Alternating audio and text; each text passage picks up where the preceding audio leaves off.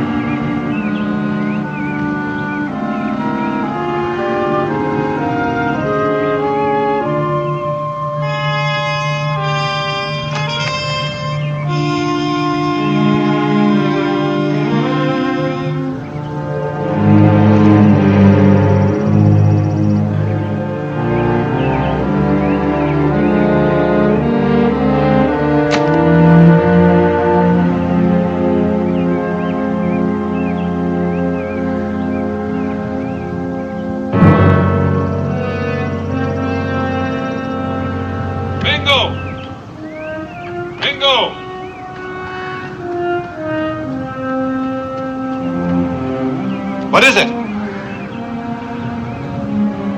Read that marker. Elizabeth Corbett, 1635 to 1670. 100 years ago. That's impossible. There were no white men in Kentucky 100 years ago. And there were certainly no white women. None that I ever heard of before, anyway. Not at least until now.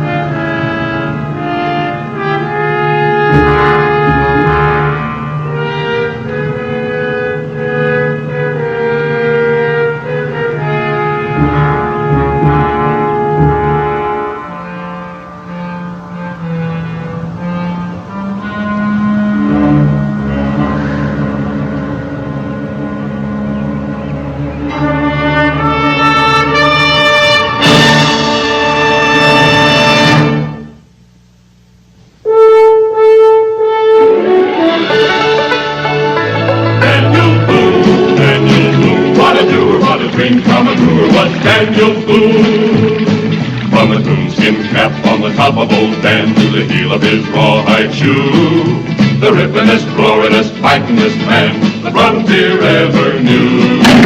Daniel Boone was a man, yes, a big man, and he fought for America to make all Americans free.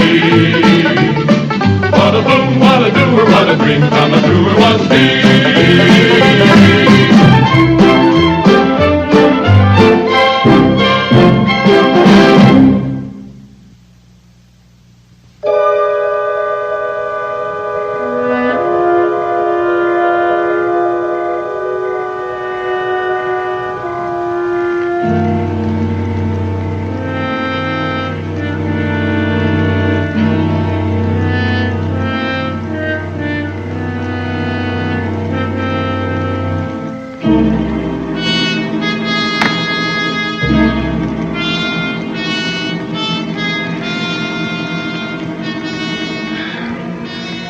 Still wondering about Elizabeth Corbett, Daniel?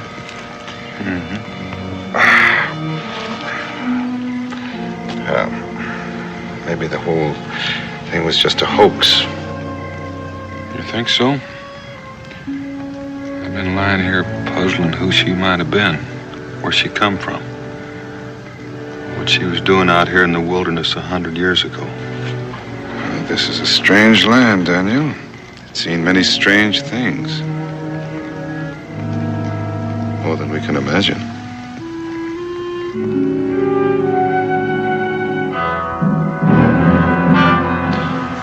Perhaps the answer to your questions went to the grave with her.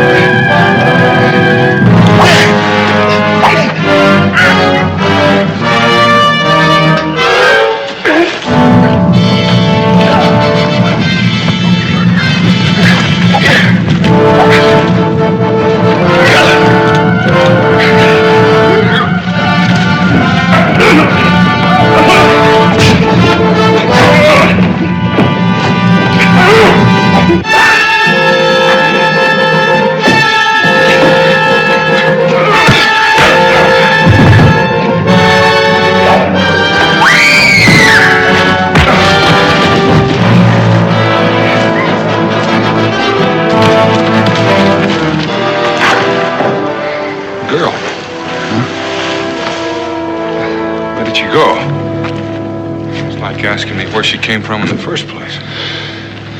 That's a good question, too.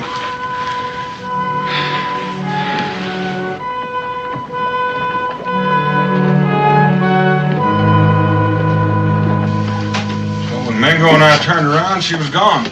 We spent the rest of the night and most of the morning looking for her, but she just sort of up and vanished like a puff of smoke. First, the grave of a woman dead 100 years. Then a sort of a ghost gal warning you about them Shawnee. You wouldn't be pulling our legs now, would you, Daniel? Well, if you want to take a look at that grave, Barnabas, I can tell you exactly where it is. Well, sir, I've trapped and hunted every inch of that country from here to the Blue Mountains. And I know there ain't no white folks in that neck of the woods, and never was. All I'm telling you is what Mingo and I saw. Maybe that gal was an Indian prisoner that escaped. Well, then why would she run away from us? And that don't make real good sense now you mention it. What did she look like, Daniel? We ain't interested in what she looks like. Well, maybe you ain't, but I am. Was she pretty, Daniel? Well, to tell you the truth, Chad, I didn't get a very good look at her. But from the way she moved, I'd say she was young. Well, now, that's encouraging. I suppose you're just gonna go and run her down all by yourself, huh? Yeah, well, I might just do that. Well, in case nobody ever told you before, you just get a little too big for your britches at times. If Daniel and Mingo can't find her, then what chance do you think you're gonna have? Daniel already told you that she just up and disappeared. Well, that's the part that don't make good sense to me. Well, people just don't up and disappear. Well, I never said it made good sense. All I told you is what happened. You said that name on the headstone was Elizabeth Corbett. That's right. Does that mean something to you? Elizabeth Corbett. Just trying to figure out where I heard that name before. What, do you think you ever have heard it before? Doggone it, I don't know. And that's just the thing that's bothering me. Well, if you ever figure out where you heard it, I'd be interested to know about it.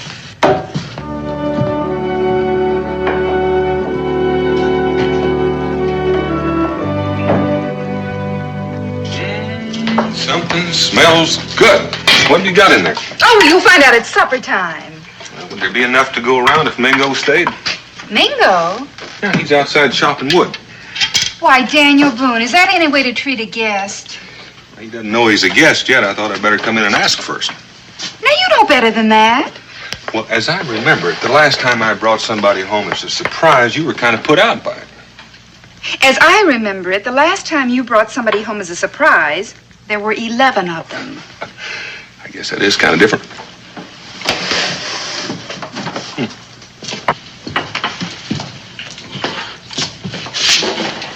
Suppose you've been entertaining everybody at the fort with your stories about that old grave and your mysterious lady of the night. I think I might have mentioned it. Well, what'd they say? Well, Barnabas didn't believe me. Cincinnatus thought maybe he'd heard the name somewhere, but he couldn't remember where or when. Oh? Where's this one? The last time reported, he was looking for your mysterious lady out in the woods. You know, it's nice to know at least my son believes me. I never said I didn't believe you. I merely said it sounded like a mighty tall tale. You know, I think I'm going to have to go and get that wooden marker and bring it back here in order to convince some people I know. Daniel Boone, don't you dare desecrate a burial place, no matter where or what it is. Well, now, I didn't aim to do it in the first place. Besides, that marker looked pretty heavy. I just want to hear what you'd say. I was just teasing you. You know I always believe you. And Israel isn't looking for your mysterious lady. He's out picking berries for the pies I'm baking for the celebration. What are we celebrating? Well, for your information, we're commemorating the founding of Boonesboro. Or maybe you've never heard of it. It does have a familiar ring to it. Well, I reckon I should go out and help Mingo because I expect that he has the wood just about chopped by now.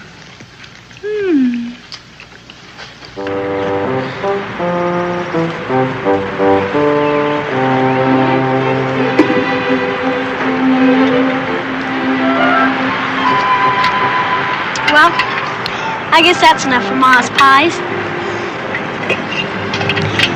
Guess it's time I started home, before Pa gets word and comes looking for me. Little boy. Help me. Rhyme and Italy. You must be the ghost Pa was talking about. Ghost? The ghost of the woman in the grave that Pa and Mingo found. Please help me. Except you don't feel like no ghost. Please, get someone to help. You lie real still. I'll go fetch my Pa. He'll take care of you.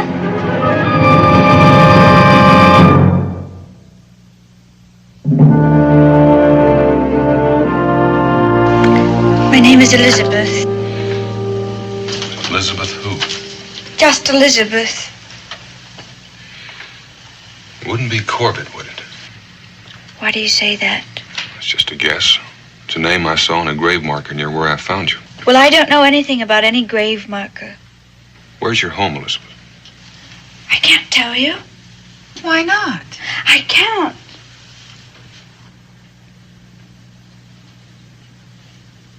All we want to know is who you are and where you're from.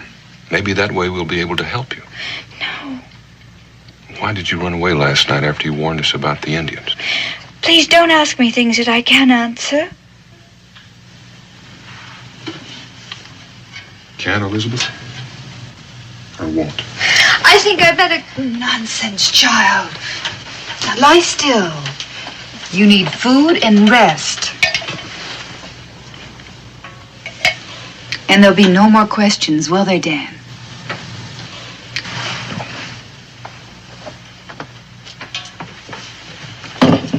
Now we'll let you sleep. Don't be afraid. You're safe here.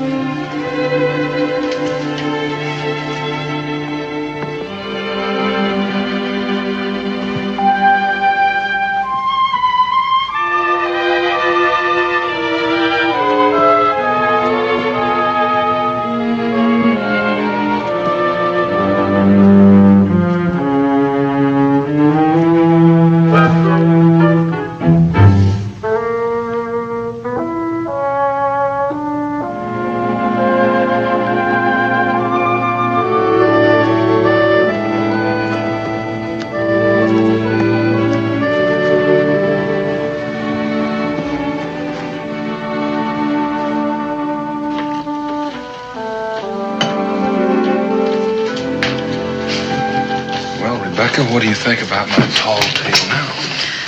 I'm just as confused as you are. She's sure not telling us much, not by a long shot.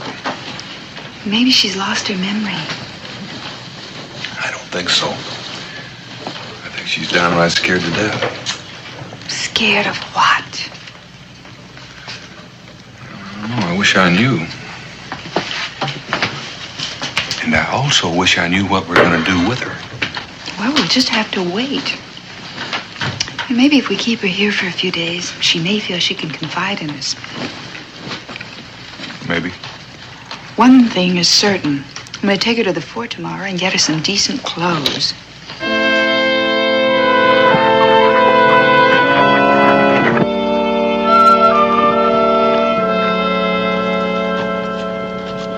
Well, this is Boonesboro. What there is of it. I guess it's a smaller town than you expected. You mean they have larger ones than this? Yes, this is just a frontier settlement. Of course, it won't always be this way. Someday we'll have cobble streets and brick houses. Brick houses?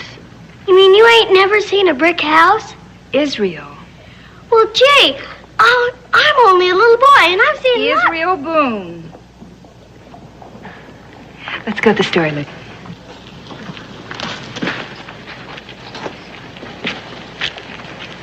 Elizabeth, don't pay any attention to their staring.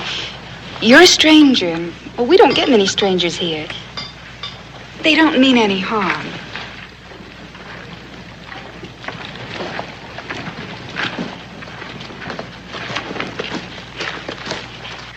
Well, now you're going to look real nice in this. Cincinnatus? Excuse me, I'll be right back. Morning, Becky. Good morning. Israel, how many times I told you to keep that wild animal out of here? Every time I came in. Well, then when are you going to start paying attention to me? Well, gee whiz! Israel, do what Cincinnati says. Take Rosebud outside. Come on. Outside. Yep, out you go. Cincinnati, I want you to meet my friend Elizabeth. Real pleased to meet you, ma'am. I don't believe I caught your last name, though. We'd like to look at some of your dresses, Cincinnati. Right over here. What kind of a dress was you looking for? Oh, I think something very pretty. Let's see what you have in stock. Well, we got a new shipment in last week. What size do you wear? Size? Oh, I think a small size should be just about right. Mm-hmm. And can we use your room upstairs for a fitting room? Just help yourself. There ain't nobody else using it.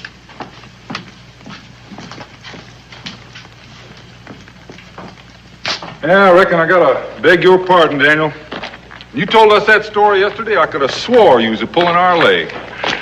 Well, let that be a lesson to you, Barnabas. Never doubt the word of an honest man. The trouble with me is I seen it and I still don't believe it. Daniel, I understand you found that woman you were looking for. No, I didn't. Israel found her out in the woods. What'd you find out about her? Nothing. Well, what's the matter? Can't you talk? Well, she can, but she won't. Is she pretty? Why? Well, I'm kind of hoping to find me a pretty gal to take to the dance tomorrow night. You mean a handsome-looking young fellow like yourself can't find a girl to take to the dance? Well, I found a few, except... Did you say she wasn't pretty? No, I didn't say that. Why don't you come on over with me and have a look for yourself? She and Becky are over there buying a dress. Yeah, I might just do that. The way I look at it, there's nothing I can lose. Daniel. Cincinnati, what's holding up Becky and Elizabeth? Oh, they're still upstairs trying on a dress. They've been up there for an hour already. If I know women, they can stay up there for another hour. Ain't gonna have a mug of ale. How about you, Chad? Well, I don't mind if I do. Dan?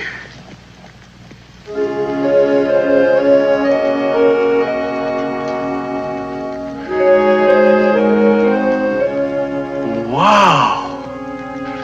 All I can say is her appearance has changed considerable since the last time I saw her.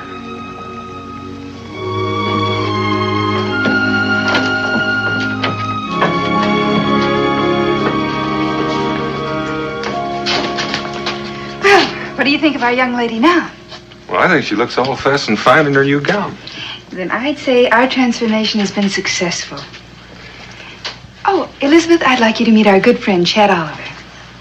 But I'm very pleased to meet you, Mr. Oliver. I guarantee you, if there's any pleasure, it's all mine. And the name is Chad, in case you didn't hear. Chad, you've just met the girl. Well, yes, ma'am, I know that. But I just don't have much time. Would you do me the honor to attend the dance with me tomorrow night? Well, Chad, why don't you join us for supper? That way you two can get acquainted and Elizabeth can think. Yes, ma'am. I'll expect you then. Come along, Elizabeth. Israel? Dan?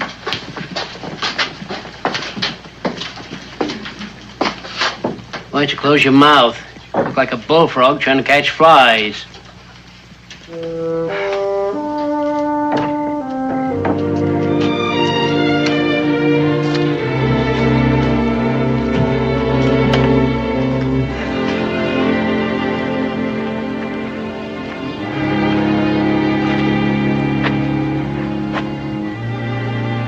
Mighty nice night.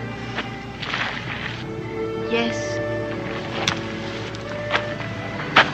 Seems a shame to waste all this moonlight. Wasted? I don't understand. Well, I thought we might sit, talk a while.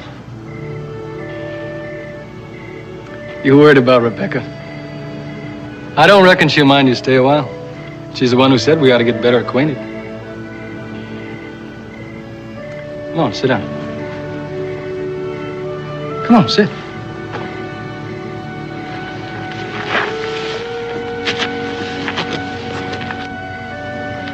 Anybody ever told you just how pretty you are? No. Well, Well, then all the men who live where you do must be blind, wherever that is. Elizabeth. I'm sorry. Daniel told me not to ask you any questions. I didn't mean to pry. Except I'm going to ask you one more question. Please. I just want to know, will you go to the dance with me tomorrow night? I can't. Well, why not? I've never been to a dance. I don't know of such things. Well, you don't know what you're missing. It's going to be a real big doings. Singing and dancing, everybody laughing. I bet you'd be twice as pretty if you smiled. There, I told you so. Now, say you'll go partying with me tomorrow night. All right, Chad. I'll go to the dance with you.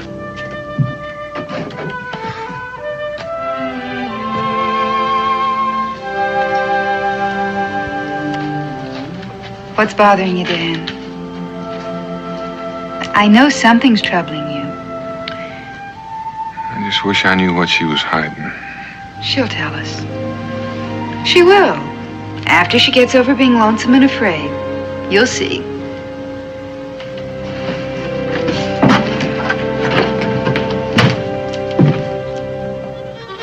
Come on, get him down there. Come on, hold him down. That's the way, get him down.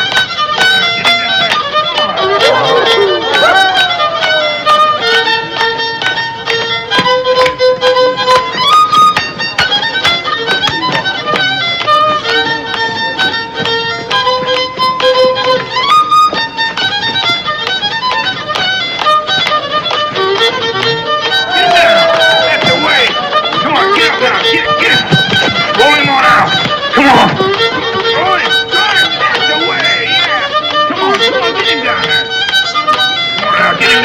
come on.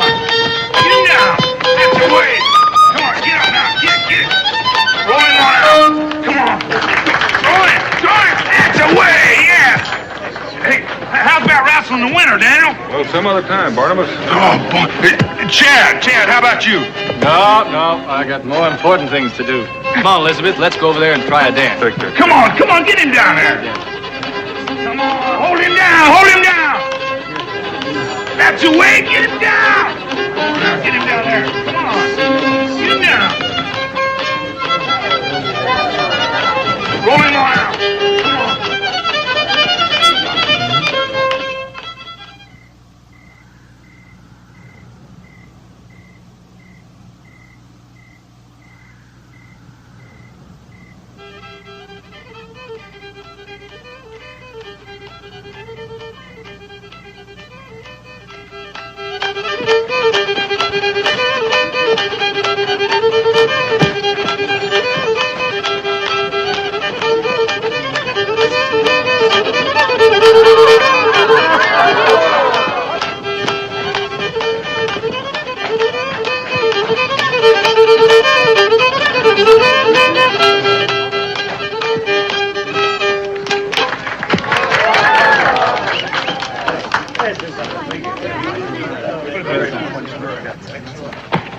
Punch for the ladies, whiskey for the men. Come on, folks, and dig right in. What you gonna have?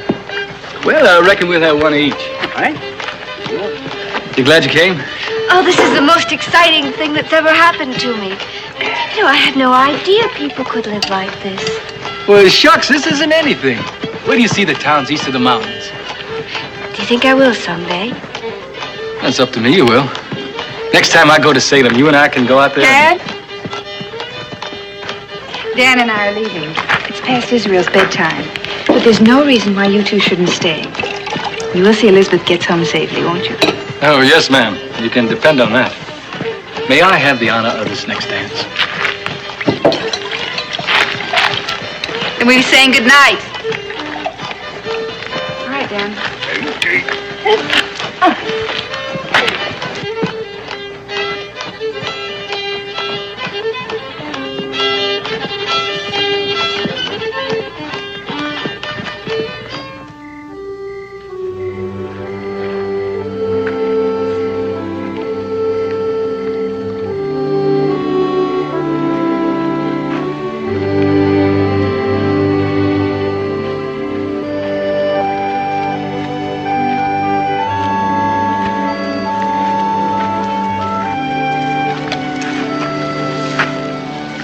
Elizabeth. Jonathan, what are you doing here? I've come to take you home. Oh, no, Jonathan. It's too late now. But 'tis your father's wish. You cannot disobey him. Well, I already have disobeyed him.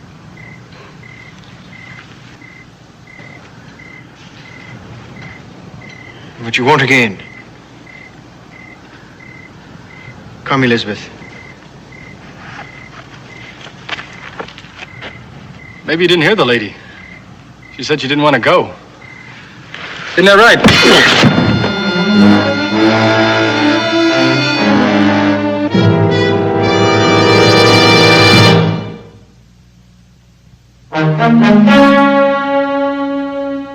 You say Elizabeth knew the man that stopped you, Chad?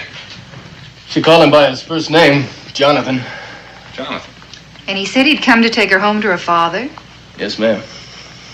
Well, that all fits in. That's why she wouldn't tell us where she lived. She'd run away from home. Only she didn't want to go back. I stepped in to tell him so, and that's all I remember. When I came to, both of them were gone. I reckon that's the end of that.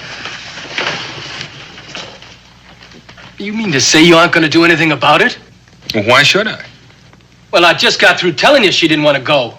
Well, that may be, but that's no reason to interfere in a family affair. Well, that's reason enough for me. Besides, I got some business with Jonathan. He hit me when I wasn't looking. Chad, stay out of it. Leave well enough alone. Well, don't you want to know where she came from? Or maybe what she's going back to? Not enough to go looking for trouble. Well, then you're not as curious as I am. Chad? I'll have the answers to your questions when I get back. Hot-headed and stubborn, won't listen to the thing anybody tries to tell him. Dan, do you think it's wise to let him go alone? He's big enough to look after himself, Becky. You don't know what he's getting into. Well, I figure the worst he can run into is a mad father with a gun, or maybe Jonathan will clean his plow again. I don't know. I have a strange feeling there's more to it than that. Morning, Daniel. Mingo. Had any word from Chad yet? Nope. He's been gone better than 3 days. I figured you might be getting a little worried about him. Is that why you asked Mingo to have me come over? Could be. Then again, on the other hand, it couldn't be. There's nothing I like more than a direct answer to a question. Now, I don't know whether this got anything to do with the subject or not, but I've run across a little piece of information that might just possibly interest you. I'm listening. Remember I told you before I'd heard of that name on the gravestone? Well, I finally recollected where I'd seen it. It's right here in this book, Daniel. In this book? Yeah. This book's been in my family as far back as I can remember. Daniel, did you ever hear of Sir William Gates? Sir William Gates. Wasn't he the one who founded the colony at Cape Fear? That's the one, all right. He brought almost 100 people over to Cape Fear in 16 and 67. Then he went back to England for more people and more supplies. Well, sir? Well, what are you getting at, Cincinnati? Well, if you'll just be quiet and listen, I'll finish. Well, don't let me stop you talking. Well, I don't aim to. Well, what with one thing and another, he didn't get back to Cape Fear for better than 3 years after he left. But when he did get back, do you know what he found? Nothing. Mingo, are you telling this or am I? I beg your pardon. Well, you ought. Well, that's exactly what he did find. There was nothing. Stockade was burned to the ground. All the people he'd left there was gone. Men, women, and children was missing. No graves, no bodies, no nothing. And nobody from that day to this has ever figured out what's happened to him. Well, I seem to remember that part of the story. Yeah, well, maybe so, but I bet you don't know what I found out. Look, it's right here in this book. The names of all the people that Sir William's left behind. You see that name there? Take a good look at it. That's the name of the fellow that was in charge at Cape Fear. Now, he had a wife and 3 children. See his wife's name, Daniel? Elizabeth Corbett. It just isn't possible. Could be. That girl they found was sure enough ghost. It might be.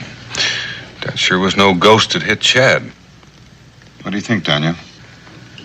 I think Chad might be in more trouble than I figured.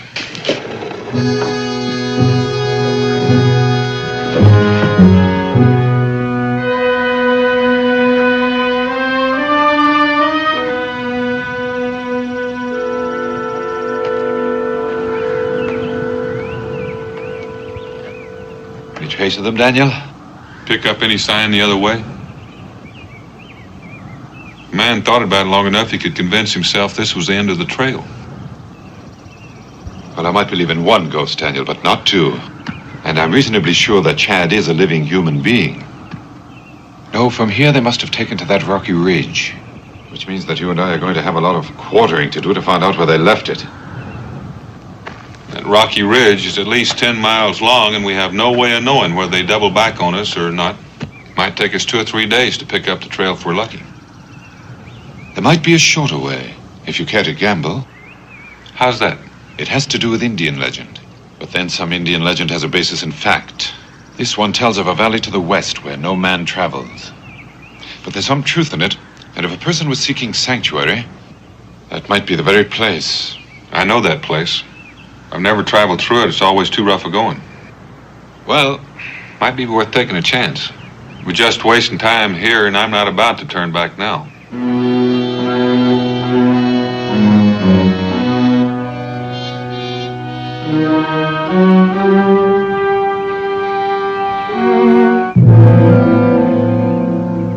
Do you recognize any of this country, Daniel? It's all new to me.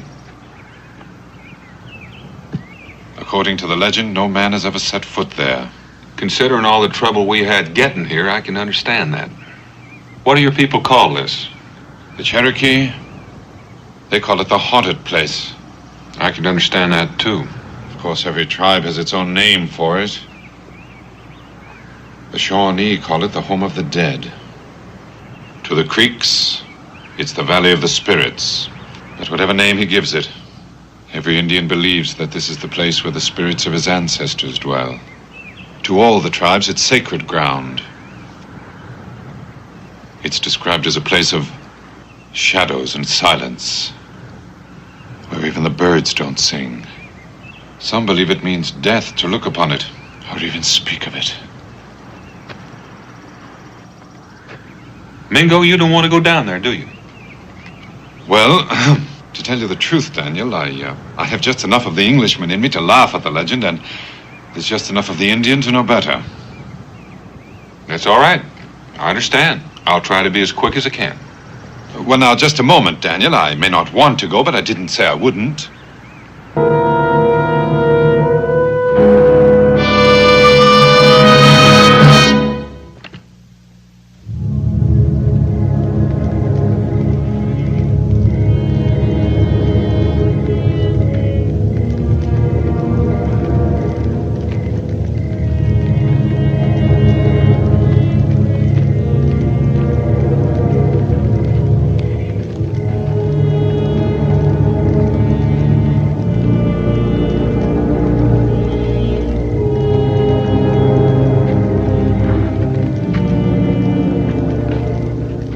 Close enough. We figured if we built a big fire, we could draw you in. Who are you? Why have you come here? My name is Daniel Boone, and I'm looking for a friend of mine. The young man who trailed my daughter here? That could be the one. Where is he? He's perfectly safe. No harm has come to him. You can put your weapons down. Not until we get a look at Chad. You will see him later. The journey to my village is too difficult to be undertaken in the darkness. You seem to have managed well enough. We were waiting for you. Your young friend Chad said that you would follow if he failed to return. But he's a prisoner. By his own choice, he refused to leave without Elizabeth.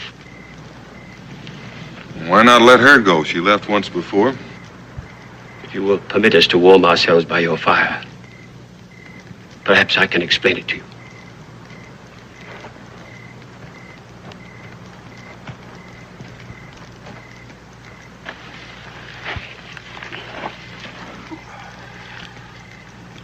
To begin, my name is Jedediah Corbett. I assume from your expression that Elizabeth has told you about me. She's told us nothing. Then I fail to understand. We've seen the name before. We saw it on the grave marker of a woman who died 100 years ago. Elizabeth Corbett. The date is correct, Mr. Boone. That marks the grave of my great-grandmother.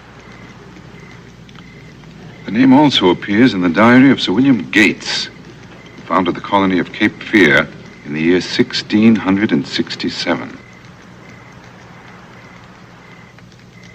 I was not aware that any written record had been left. Then you know our story. Only a part of it. It seems that after 3 years, Sir William returned from England, only to find the colony destroyed and not a trace of anyone.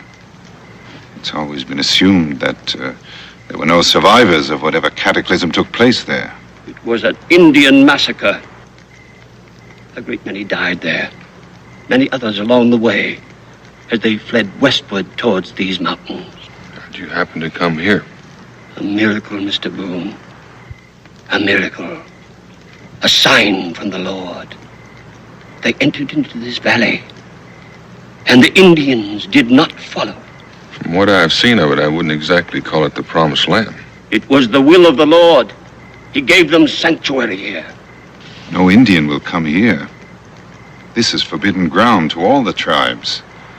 It's a place of death from which no man returns. Then why did you come here? Mingo was an enlightened Indian. He doesn't hold with ancient superstitions. That presents a problem we had not foreseen. What do you mean by that? If it becomes known that he has entered this valley and returned alive, our refuge is gone. Other savages will follow.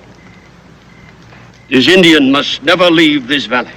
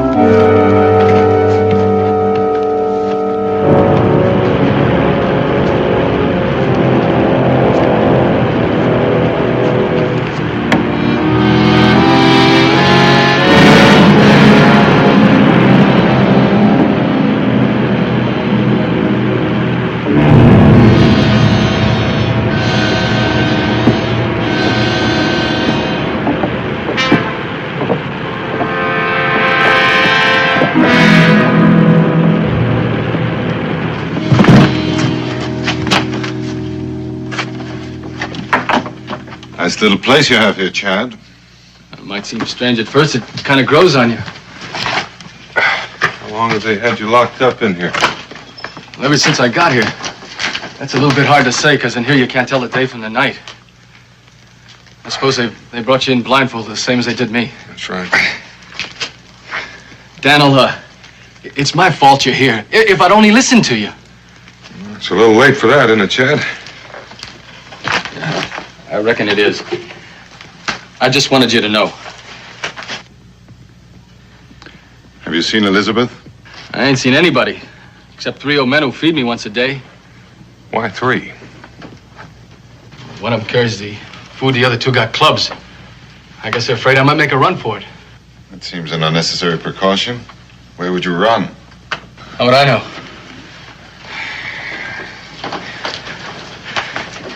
You got any idea what they mean to do to us? Well, from what I gathered, they plan to decide in a council meeting. One thing they made clear, though, Mingo's not going to leave here alive. And I don't think you and I can plan on faring much better. When are you going to have this meeting? Tonight. Think I'll try to get a little sleep.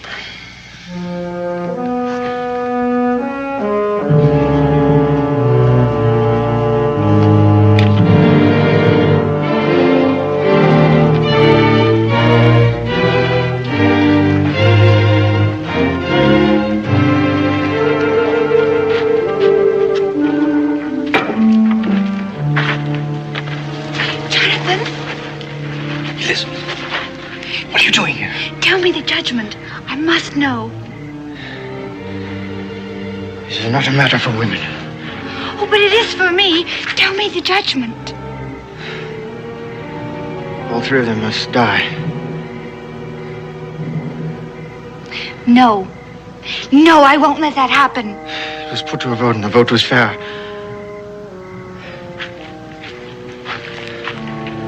And did you vote for it? No, I didn't. Then you must help me. How can I help? You've seen their world, Jonathan. You know it's not cruel and it's not evil, as Father says. Well, you've seen their gaiety and heard their laughter and their music. Yes. Yes, all that is true. You said that you loved me once and that you wanted to marry me. You know that, Elizabeth. I love you, Jonathan.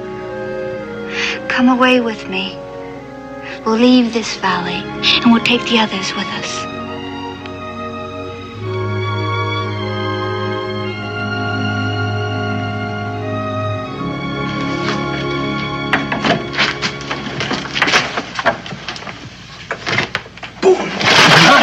I've been waiting for you. You hit me when I wasn't looking before. Now get up and fight. Dad, stop! What? I haven't got time to explain now, but come with me.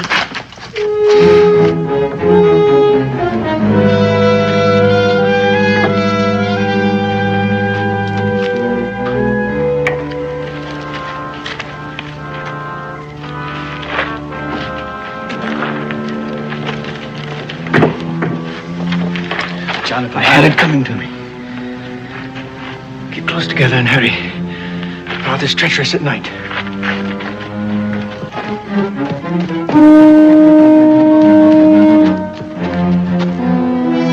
Find out we've gone with no time to waste.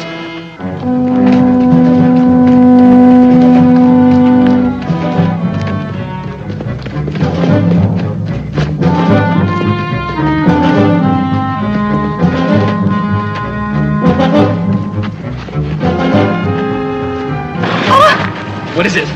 My ankle. How bad is it? I can't walk, but the rest of you go on. Not without you, we're not.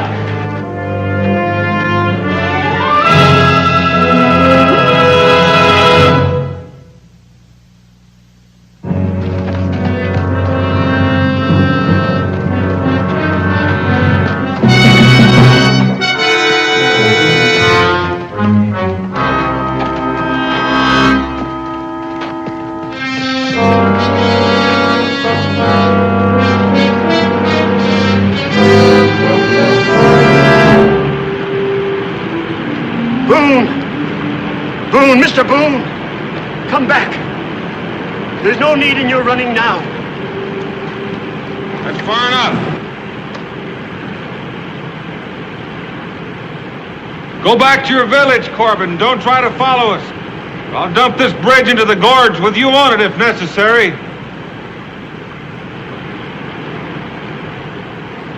What do you want from us, Mr. Boone? We want to get out of here. We want to take Jonathan and Elizabeth with us. And any of the rest of you that want to come along. No one will leave here.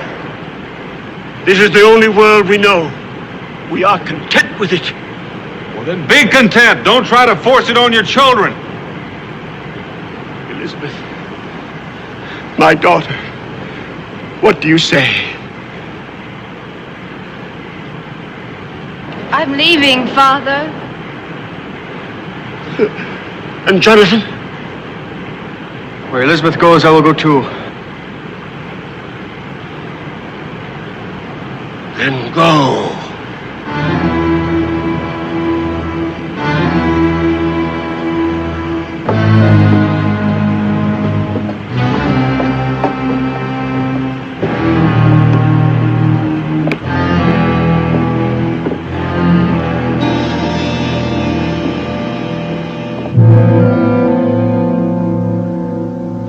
How can we ever thank you for everything you've done for us, for all this? Well, just call it a wedding present from the people of Boonesboro.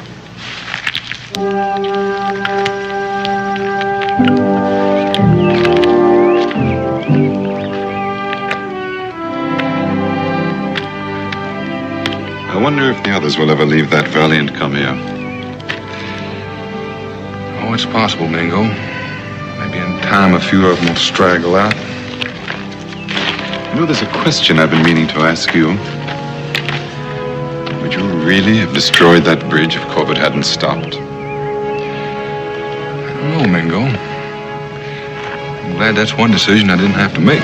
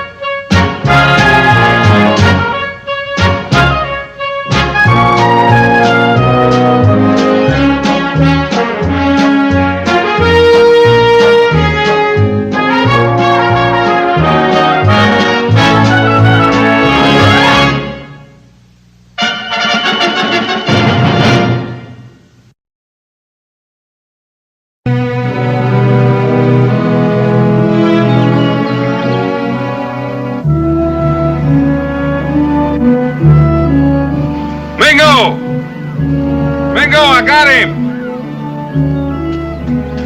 Will you get over here? What is it? You just stay put, Grandpa, and mind your manners. You just stay put, old boy. It took a little doing, but I got him. But the way you were yelling, I thought you were in some sort of trouble. Well, I was. I almost lost him 2 or 3 times. I almost broke my leg getting here. To look at some fish. Well, not just some fish. This is Grandpa. I've been trying to get him for a long time. Why? Well, take a look at him. He'll go 2.5 pounds at least. Oh, you fishermen. You catch something that any self-respecting Indian would throw back in. And suddenly it's larger than the whale that swallowed Jonah. The one thing I can't understand is, why? Well, likely it makes us feel a little bigger than we really are. You reckon? I reckon. I also reckon that if you'll stop admiring that overgrown minnow, you might listen to what I have to say. Oh, I'm listening. Well, before you started yelling, I was trying to make out some tracks that I found on the trail back there. Fresh tracks. Peculiar. Man or beast? Both. One was a mule, the other a man. Now, the mule was wearing shoes, and the man was barefoot. Sounds like a very unselfish person. Which direction were they headed? The man or the mule? How's that? Well, the mule went one way, and the man went the other. Well, why do you reckon a man and a mule parted company? Probably it was the mule's decision. Barefoot. Man's barefoot. He couldn't have gone very far. Reckon we ought to take a look. Grandpa, I'll be back for you another day.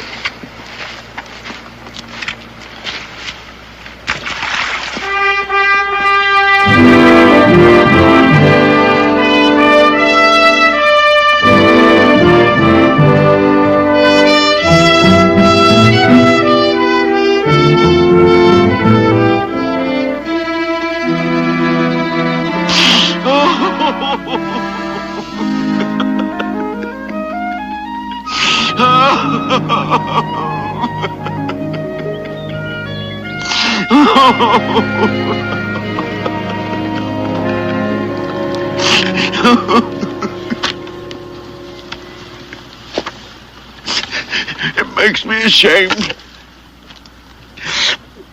I haven't cried out loud, that is, since I was a young one. Well, I have young'uns, and whenever they cry, I always ask them where they hurt. I reckon that's what I'll have to ask you. I'm past feeling any hurt. They're gone. Most likely dead by now. Well, who's gone? My dear wife and my boy. Carried away by those murdering devils. I've looked, and I've looked, till I'm worn out with looking. But I've got to find them, alive or dead. I've just got to find him.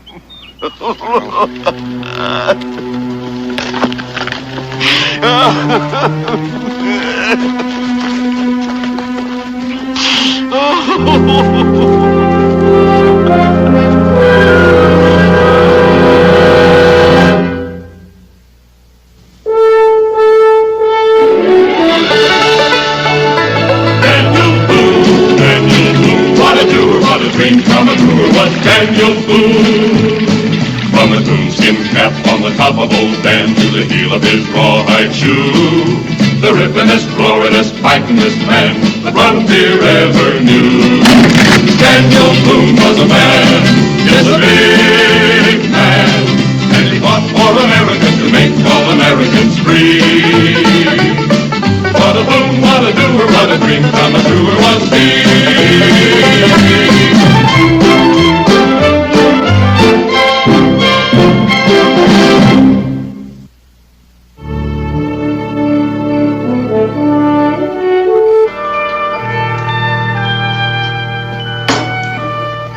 You mean you never saw your little boy again? Never saw him again. He was just about your size, too. Very manly lad, my little Freddie. Gee, that's a terrible thing. Pa, Yes, Israel? what would you do if you never saw me again? I'm afraid I wouldn't do very well. Would I, Becky? No, you wouldn't. And neither would I.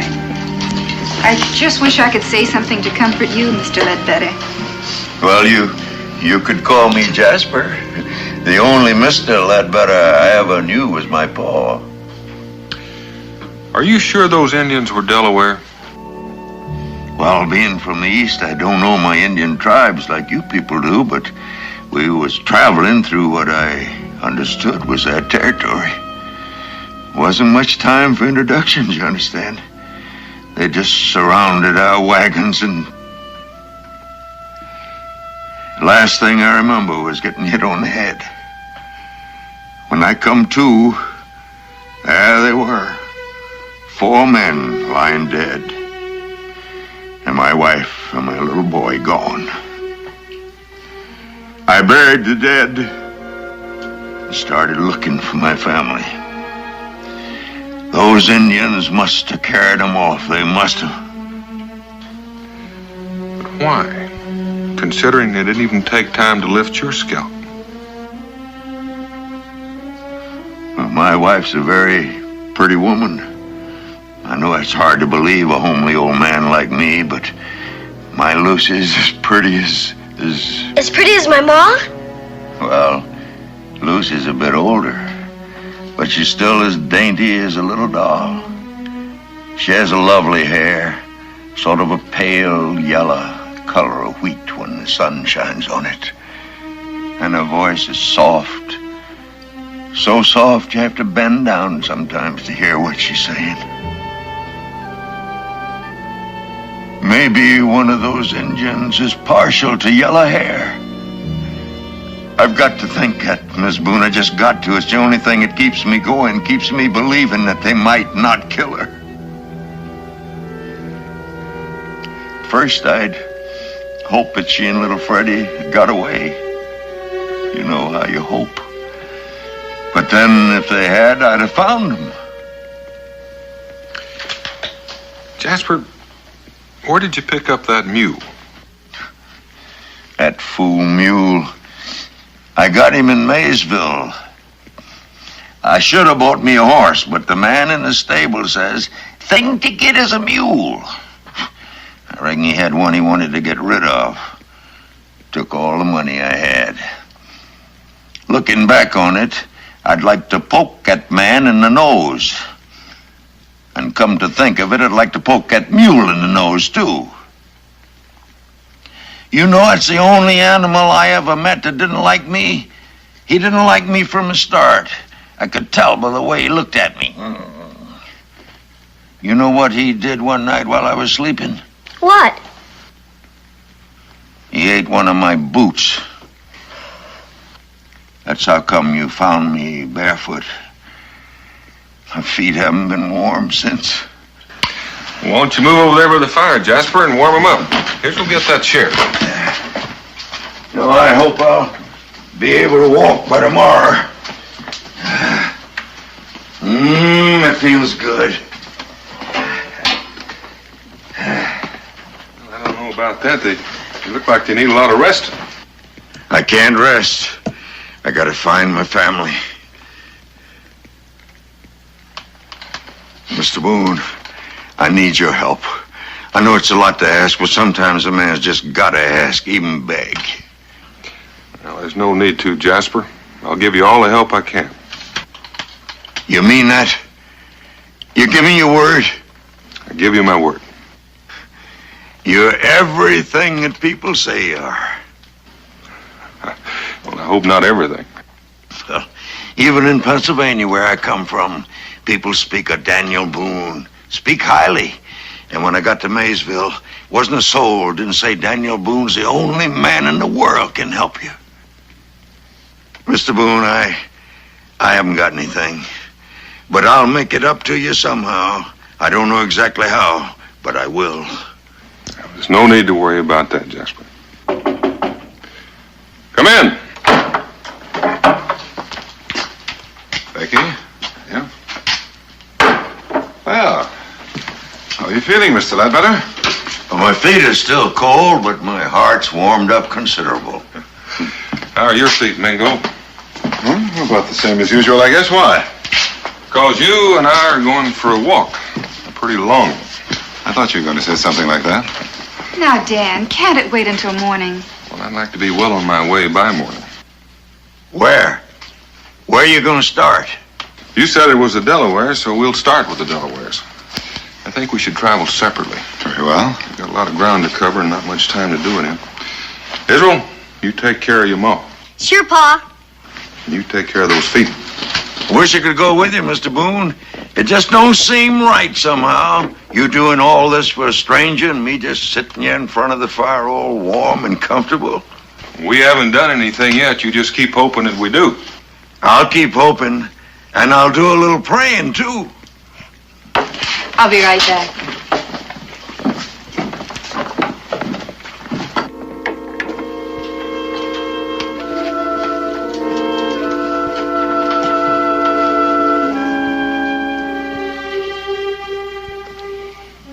My grandpa brought me a whole jar full of buttons, all the way from London, England. Would you like to look at them?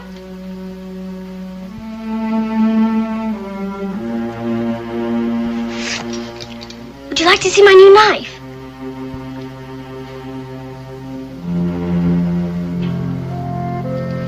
Do you want to play a game I know?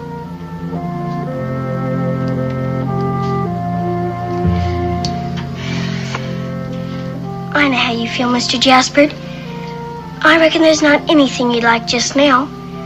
But you don't need to worry. My pa and Mingo will find your family for you. Honest. Oh, I feel ashamed. Here you are doing all you can to help me, and I'm sitting here wrapped up in my grief, a selfish old man. Oh, I didn't mean that, Uncle Jasper. I was just trying to build up your I know hopes. what you're trying to do. You're trying to make me forget my troubles by finding something I'd like. Well, I'll tell you something I'd like. What's that? Another one of those cookies your ma baked for supper. Oh, you would? I want one too.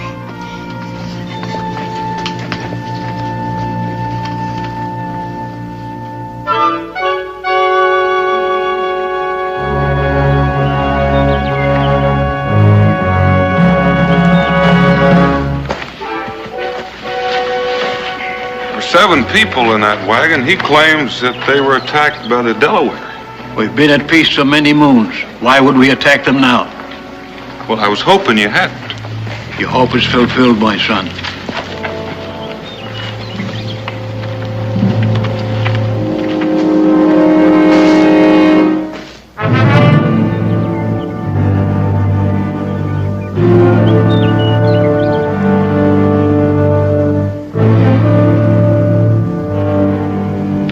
The answer is no. Yes, I thought it might be, but I am grateful that it is.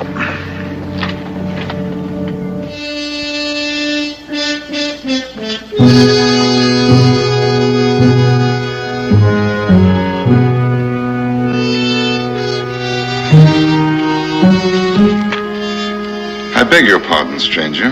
Have you seen a lady with pale yellow hair and a little boy named Freddie? Nope. I regret to say I haven't. Stranger? Well, neither have I.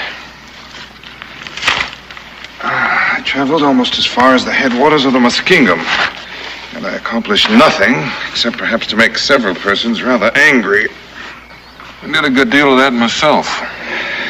Daniel, I'm beginning to think that you and I have been sent on a fool's errand.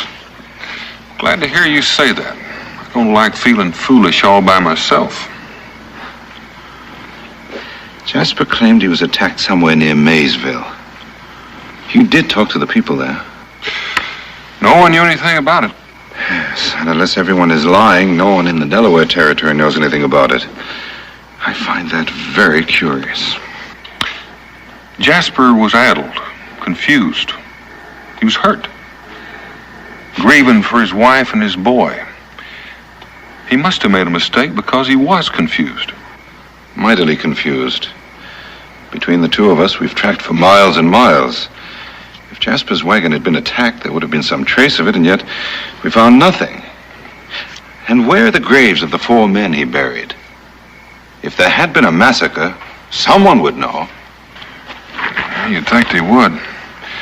On the other hand, why would Jasper bother to lie about it? The answer to that would be very interesting. Well, there's only one way to find out, Mingo. Let's go home.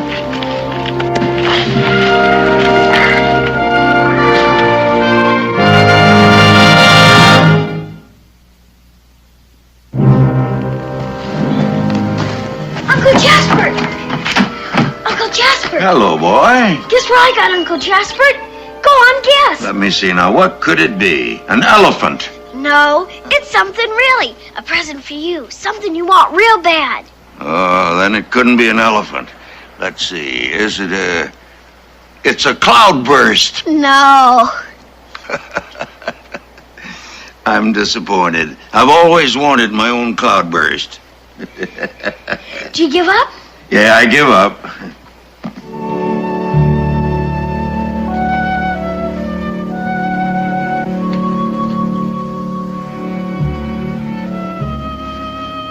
Well, sir, I'm beholden to you, Israel.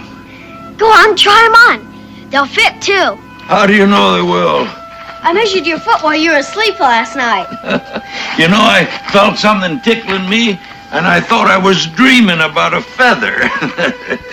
I measured everybody's feet, and the only one came close to you was Cincinnatus. You didn't go out and steal these for me, did you, boy? Prominently, no. If I'd done that, my ma would wear a board out on me. Or if she didn't, my pa would. Cincinnatus gave them to you. Best present I ever had. How am I going to thank Cincinnatus? Oh, I already did. He said you're welcome. Oh, my golly, they do fit. Of course, they're not his Sunday ones. I don't want the Sunday ones. Sundays wouldn't be broke in so good. Hello, Jasper. I have a present for you, too.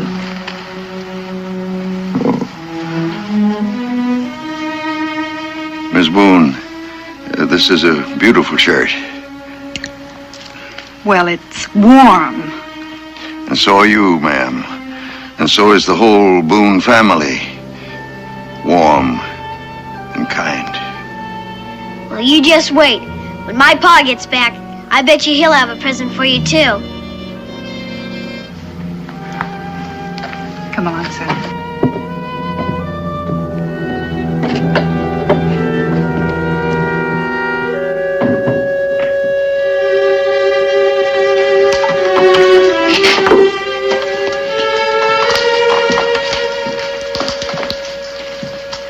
I'm sorry, Jasper. I couldn't find a trace of them, neither could Mingo. Israel, I think you should go out and play a while. Oh, Ma! I can tell you one thing, though. It wasn't the Delaware that attacked your wagon. I'm afraid he's right, Mr. Ledbetter. Well, maybe not. But like I said, I don't know one Indian from another, but they were Indians. Can't you remember anything about them? How they dressed, how they talked? Well, they didn't talk. They just whooped and hollered and carried on like Indians. Let's not go over all that again. I'm beholden to you for trying, Mr. Boone. You too, Mingo. Just wish there was something I could do, something I could give you to show my appreciation. But like I said, I haven't got anything now. Except this, I forgot I had it. Wish you'd keep it as a sort of remembrance. Where did you find this, Jasper? It was where that massacre took place. It was laying on the ground by one of the graves I was digging. Indian dropped it. I don't know how I happened to pick it up. Is something the matter? That's a rather strange thing for an Indian to be carrying at the time of a massacre. What do you mean? That's a peace pipe. A peace pipe? A Shawnee peace pipe. It happens to be a tribe we're not particularly friendly with just now. You could have saved us a lot of traveling by showing this to us before. Never crossed my mind, Mr. Boone. Does that mean that now there's no hope for my wife, my little boy? I wouldn't say that, Jasper. The Shawnee have been known to take women and small children captive. What I don't understand is how that got there. You mostly see them at council meetings, maybe a burial ground.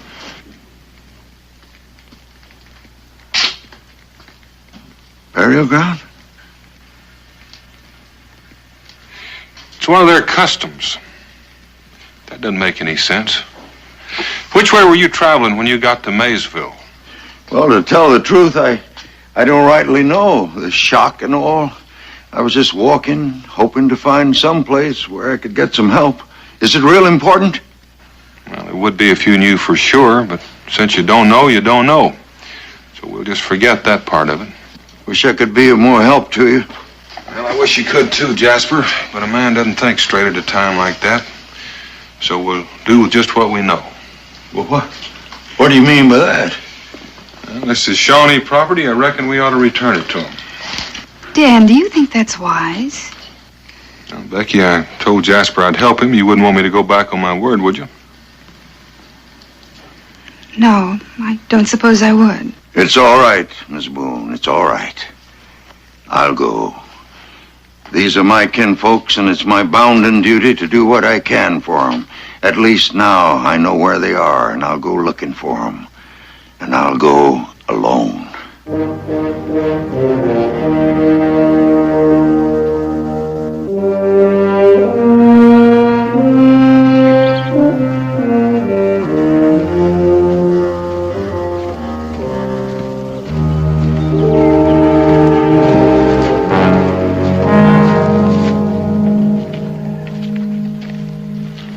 Feel any better?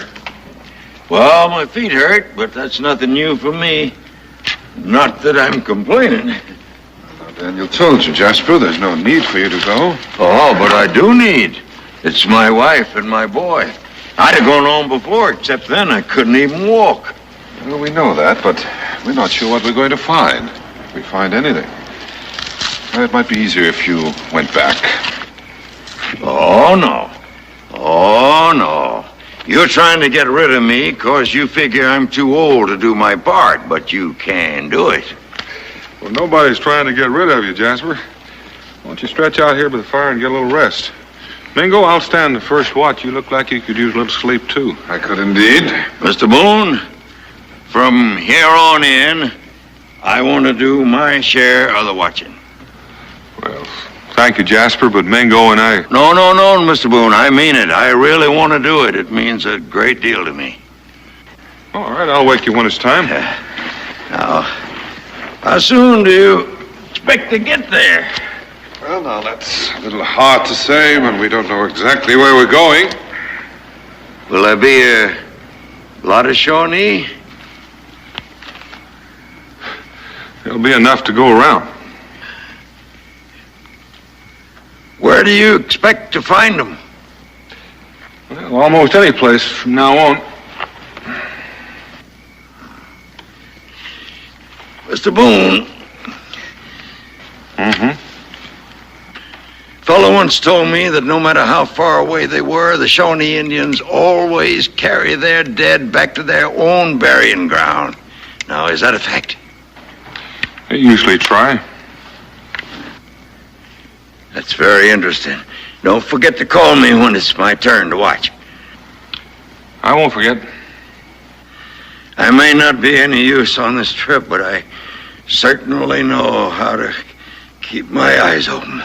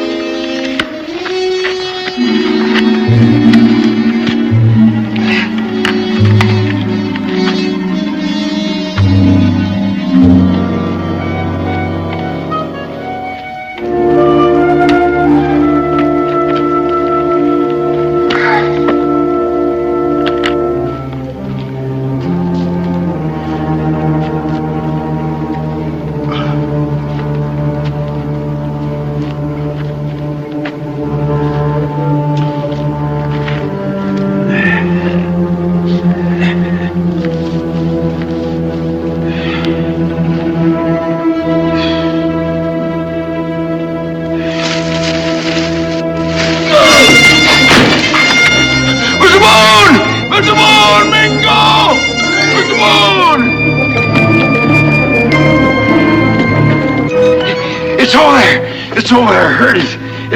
It's a tiger, a panther or something. It's right over there. I'd go myself, but I dropped my gun accidental. It could be a...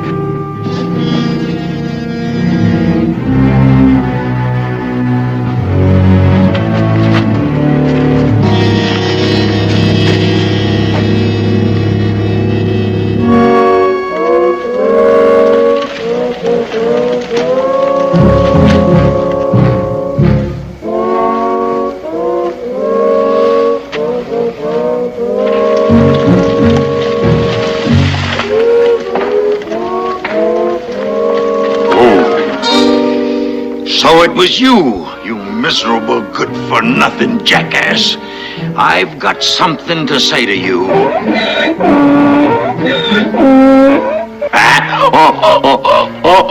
To you, too.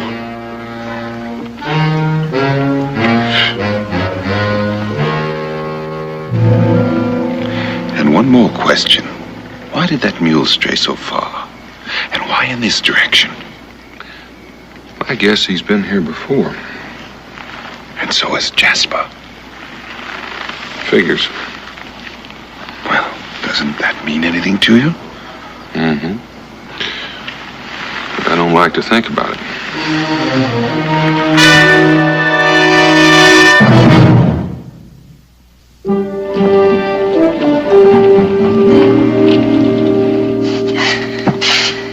The first thing you gotta do, Becky, is just relax. Daniel's all right. Of course, I would have been a lot happier if he hadn't gone. But then we can't be laughing and smiling all the time, can we? Because if we was, we wouldn't appreciate good things when they come, would we? What I am trying to say is I sure wish he'd get back. Oh, there are times I wish Dan wasn't such a man of his word. Well, then he wouldn't be Daniel Boone, and you wouldn't like that neither. You're right. I wouldn't like that. Well, now then, what's your list? What you out of? Sugar, salt? Oh, I don't need anything Cincinnatus. I just hoped there might be news from someone riding through. Well, now, you just relax yourself, Becky. I'm expecting Ben Clark from Salem. I sent him for some supplies, and you can't tell. Maybe he saw Daniel. I didn't see him, and I didn't look.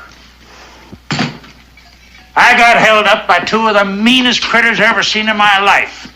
You know, you almost lost me. If it hadn't been for my passengers, I don't think I'd be even here to tell the tale. Passengers? I sent you to Salem for supplies, not to start a stagecoach line. Well, there's no harm in being kind, is there? It was one of the smartest things I ever done in my life. Yes, sir, that young fella, he stepped in, and he grabbed one of them critters by the leg, and his ma stepped in, and then she hit the other one over the head with her satchel. His ma? Yeah, I never seen anything like her. I do admire a strong woman. Just as long as I ain't married to her. I said to her, anytime you want to ride, you can hitch onto my wagon, Mrs. Ledbetter. Did you say Ledbetter? I said, Mrs. Ledbetter, I'm going to tell everybody in Boonesboro what you done. Mr. Clark. There may even be a reward out for catching them men the way you did. Mr. Clark, where is she? Who? Mrs. Ledbetter. Well, now, there's no need to get mad. I was just trying to tell you what I was trying to... Where is she? She's right here. That's what I was trying to say. I'm Mrs. Ledbetter, Lucy Ledbetter. And this is my son, little Freddie. You were shouting my name. Something wrong? Yes. Yes, there is. Better let me take over, Becky. You wouldn't by any chance be related to a man by the name of Jasper Ledbetter, would you? Only by marriage. Why? Do you know Jasper? We know him. Well, why are you looking at us like we're ghosts or something? Oh, I'm sorry. But in a way, it's as though we were looking at ghosts. You see, we were told you were captured by the Indians. Well, who told you that? Your husband, that's who. Jasper Ledbetter. That sounds like Jasper. But why would he tell such a preposterous story? Oh, it's a long tale. But if we could sit by your fire, and if you happen to have a cup of hot rum handy... Of course, you must be cold and tired from your trip. Hungry, too. I might as well tell you right off, I haven't any money. I don't know how I'll ever repay you for your hospitality.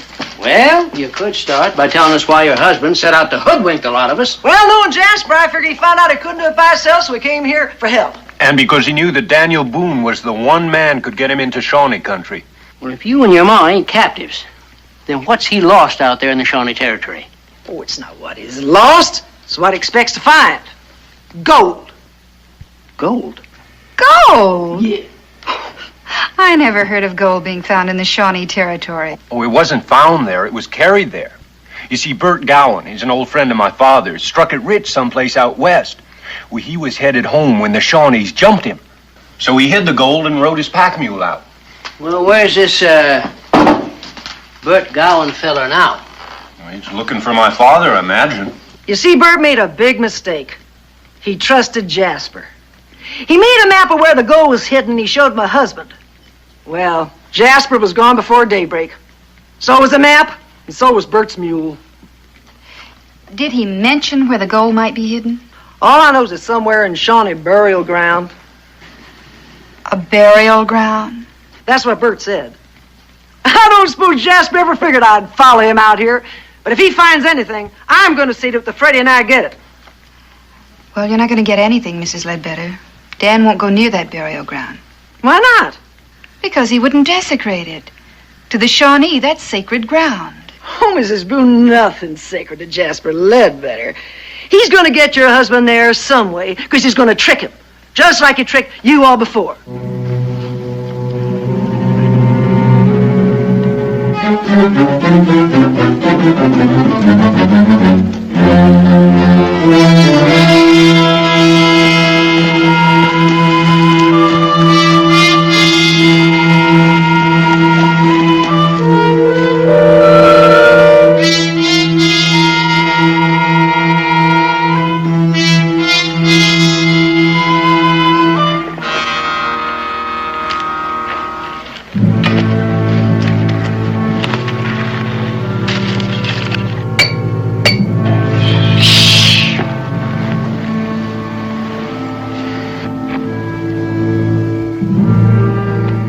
You get some rest. I'll stand watch. I want to feel I'm doing my share after all you've done for me. I'm wide awake tonight. You got no cause for worry. Jasper, this is Shawnee country. If you must yell for help, we'd appreciate it if you'd yell quietly. Yeah, if I hear anything, I'll whisper.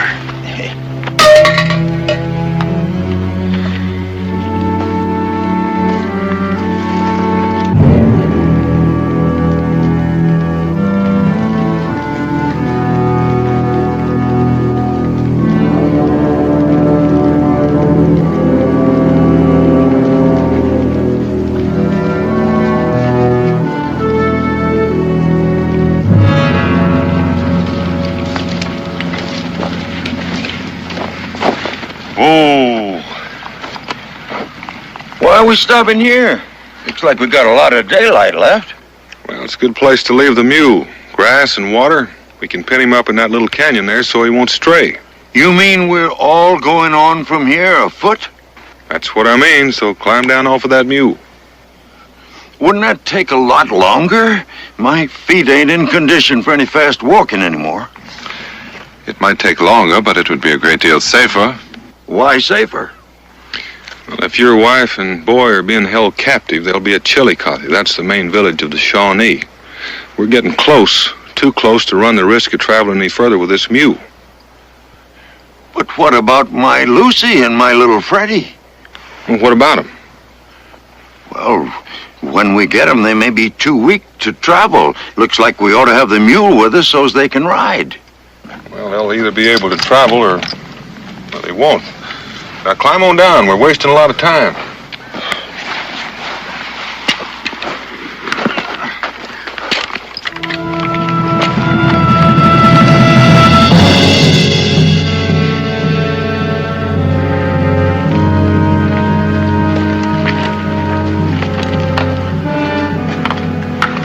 Shawnee burial ground. What are the spears for? War lances, you might say they're warning to keep out. And I suppose they're dead bodies up on those platforms, huh? Yes, they're on the platform so that the dogs and wild animals can't get at them. Beside each warrior, they place his bow, his shield, his knife, pipe and tobacco, flint and steel, food. Food? Yes, food to last until his soul reaches the spirit land. Not very civilized, huh? There's the country. The Shawnee village is about 2 miles from here. I reckon we ought to circle and backtrack if we're going to get there by dark. Circle? Couldn't we just walk right on through? I reckon you could, but chances are you'd end up as dead as everybody else in there. Mr. Boone. Mr. Boone. Do you suppose there are any caves in there anywhere? Well, I reckon there could be. Why? Well, you see, it's this dream I had. Now, ever since they took Lucy and my little Freddie away from me, I've had this dream that they were tied up in an old dark cave. Now, maybe it's a sign. Maybe they're in there in a cave. That'd be the last place they'd keep them. This is sacred ground. Well, couldn't we sneak in and make sure there's nobody around to stop us? Jasper, it seems to me you have a real unhealthy curiosity about Indian cemeteries. Oh, no, Mr. Boone. It's not that. I've got as much respect for the dead as anybody.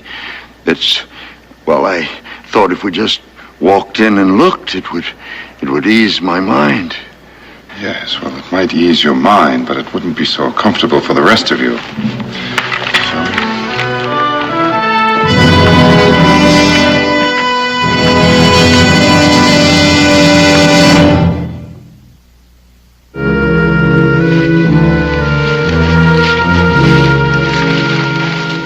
Hold it.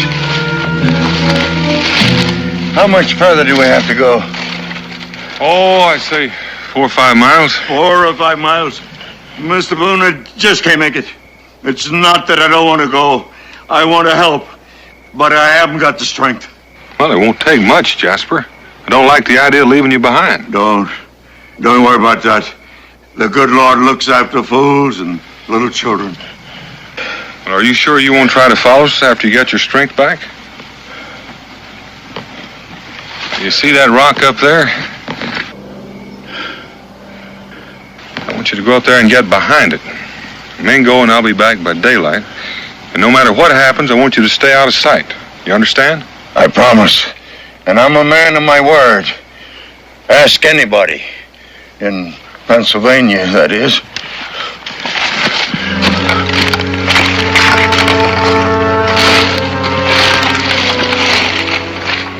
Right now, that'd be a little inconvenient.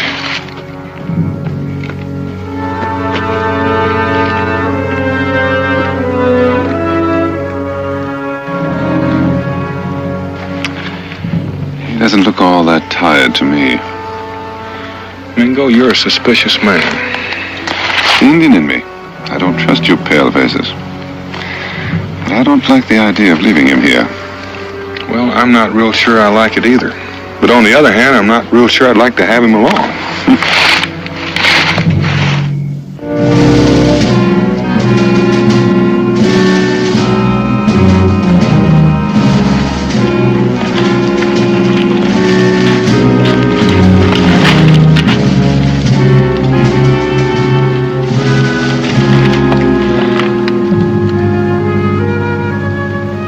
Well, shall we start searching singly or together? I think we should split up. We'll get through quicker. And the sooner I get out of there, the happier I'm going to be. Well, why don't you take the west side, I'll take the south side, and we'll meet back here. If I'm not back by daylight, don't wait for me. And try not to trip over anything. Yes.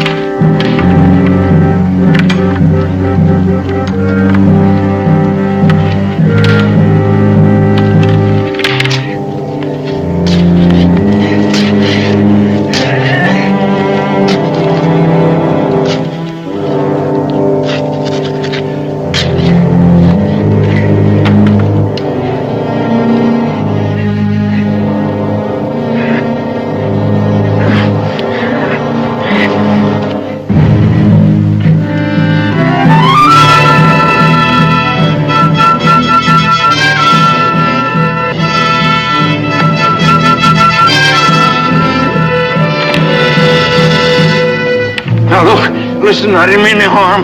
I was just taking a little walk. That was all. I did not mean any harm.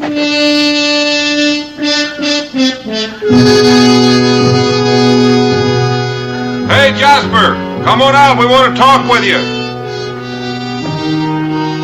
Jasper!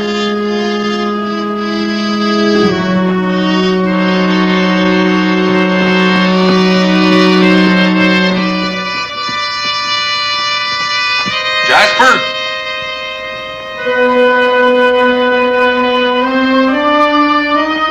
Jasper! What do you think, Mingo? I'd like to think he's gone back to Pennsylvania. I'm sorry, Daniel, but I felt there was something wrong right from the beginning, and now I'm certain of it. He's not looking for a wife and child. It's something else, and whatever it is, he wants it badly. I know. I felt that way myself. I was getting mighty fond of old Jasper. I remember once you had a pet deer, Daniel. You grew mighty fond of it, but when it reached its full growth, it almost killed you.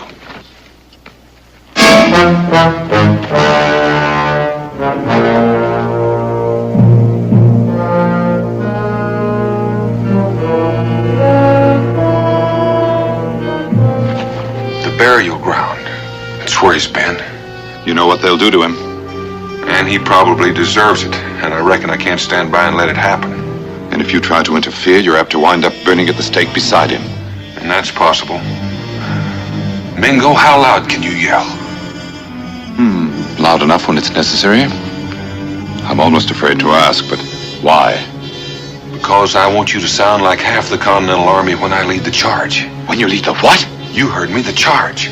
We'll just knock off a few feathers and then you follow me. Or we'll both wind up beside him.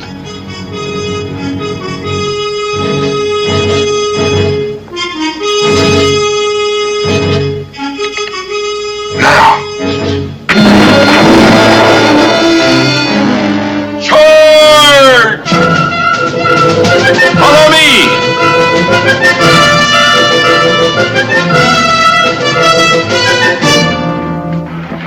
Mr. Boone, Hold the talk, Jasper, and start running. We'll have the whole Shawnee Nation on our tail.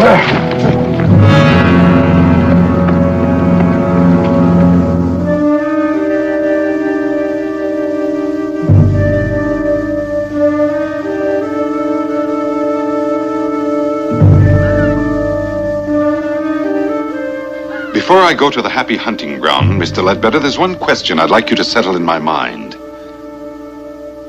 Why did you send us after the Delaware when you knew it was the Shawnee you wanted to go to?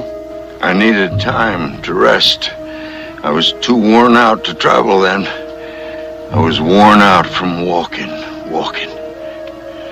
I've always hated walking. I never thought I'd be walking to my own funeral. But considering what I did, I don't deserve any better. But you and Mr. Boone, I did this to you, and there's no way to undo it. That, Mr. Ledbetter, is the one thing that you've said that happens to be true. Get him behind the rocks. Here they come.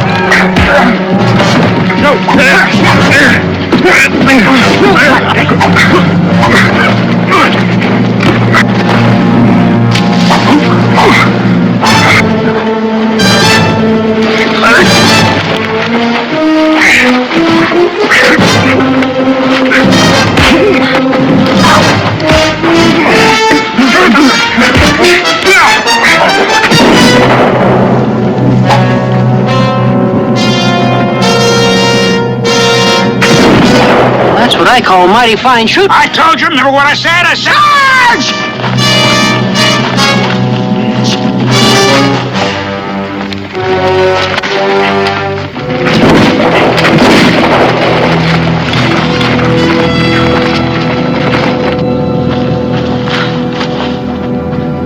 Jasper Ledbetter. Lucy. That's Lucy? That's Lucy. That's little Freddie. Why, I'm surprised at you, Mingo. I'd know Lucy Ledbetter and Freddie anywhere, just from Jasper's description.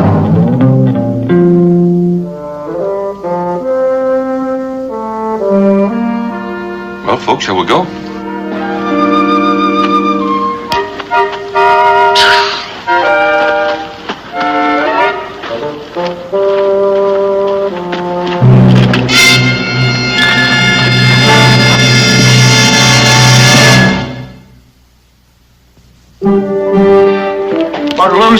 If you just listen, I told you I did it for you and little Freddie, so you could have all the things I was never able to give you before. Jasper, you talk too much. You ain't never done anything in your life, except for yourself.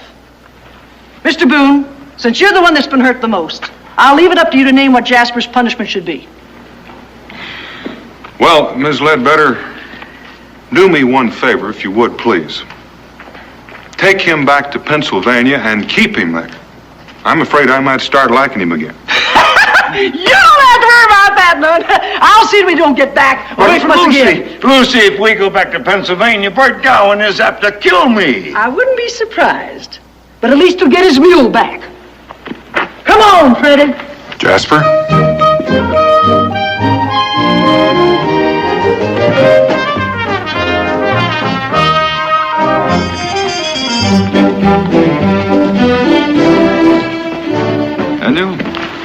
I wonder if Jasper really wanted that gold or just wanted to get away from Lucy. Mingo, what I've seen of her, I've been a little bit of both.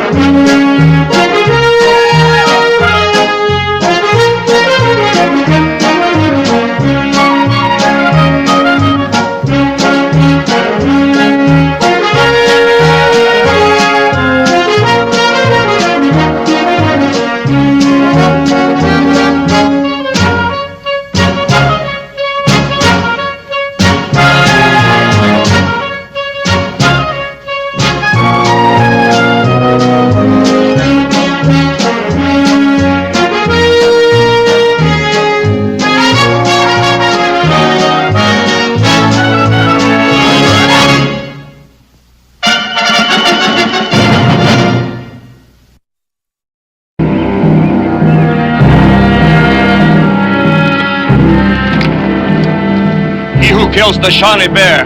He is ahead of us.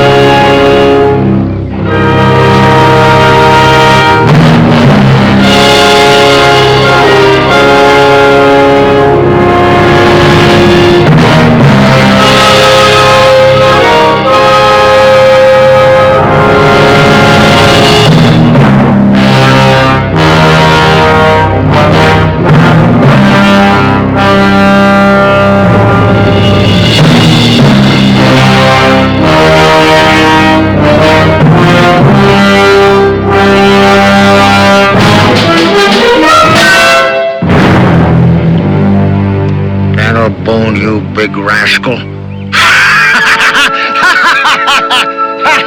I'll be you, Donald. Doc, you big son of a gun. A man that walks like a bear. Donald, you're still the champion. You're still the king grizzly of them all. And you're gonna wear me out proving it every time we meet. Where you headed for, Donald? Salem. What about you? Boonesboro. You know, I got me there the biggest grizzly skin you ever seen. Gonna pay off Grover Hanks what I owe him with it, and then back to the woods like a shot. Oh, I can't stand these walled-up towns. Man's gotta have room to breathe. Well, that's a fine-looking hide. Green River country? Yeah, You know them grizzlies back there are still scared of Big Zack? I know that's Shawnee country.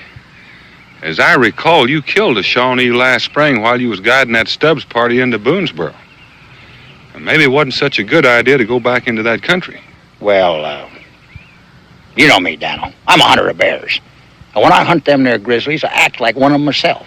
Why, them bears wasn't even a mite suspicious of me. They just look at me and they say, now ain't he a real handsome old bear? You know, if I can fool them grizzlies, I ain't scared of no Shawnees. Why, them Injuns didn't even always around.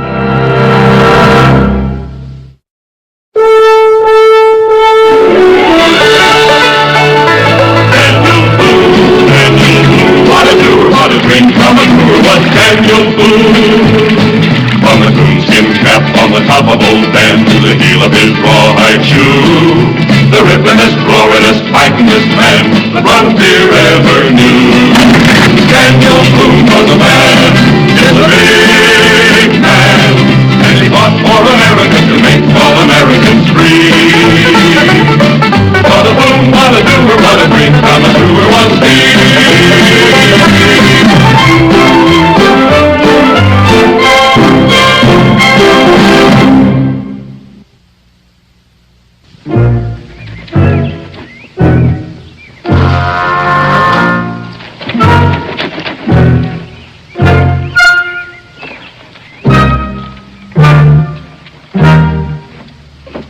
Just where do you think you're going, young man?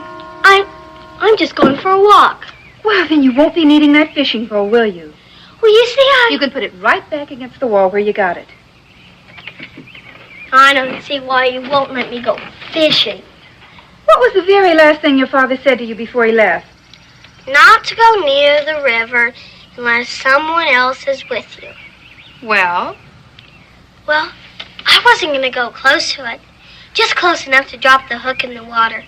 Well, I don't think that's exactly what your father meant, do you? I never asked him. Well, you'll just have to take my word for it, won't you? Yes, ma'am. Mother, you wouldn't like to go fishing with me, would you? Not today, honey. Well, Mrs. Seitz is ill, and I promised to drop in on her. Maybe tomorrow. Will that be all right? I suppose so. But what will I do until then? Now, it seems to me that you've spent years finding some way to entertain yourself. That's when I was little. Now that I'm growing up, it's harder to find things to do. That always has been one of the problems of old age. Maybe I could go hunting. Pa didn't say nothing about that, did he? Can I, Ma? I suppose so. If you don't go too far and if you're home by supper time. Gee, thanks, Ma!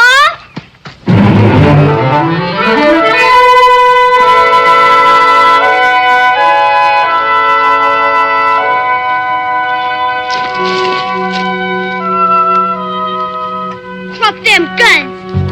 You thought you could catch his real Boone, huh? I reckon you've heard of me. I'm famous in these here woods. I'm the second best Injun fire. I'm a dead shot. I'm a...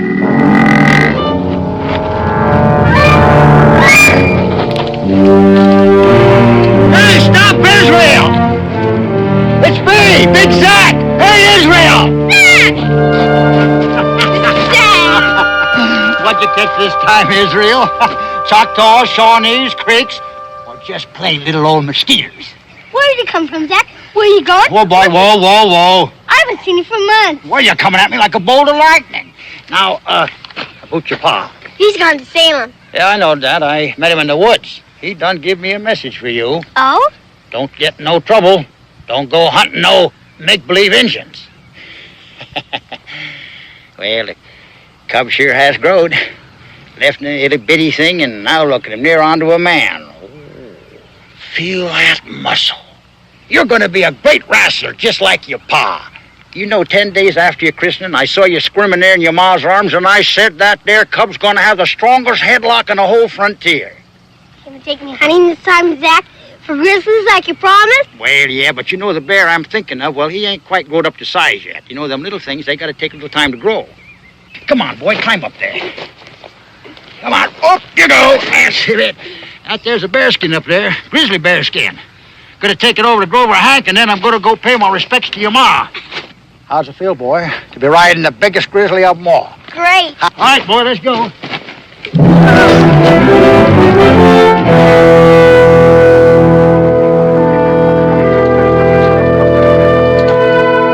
$5? That's high, mister. That's real high. Well, that's my price, Mr. Stubbs. I know, but $5 for a barrel of flour. That's squeezing a man. That's gouging him. Now, look here, Mr. Stubbs. I don't gouge nobody. Barrels of flour cost me money, too, you know. Yeah, but my money don't grow on trees. How am I going to live through the winter?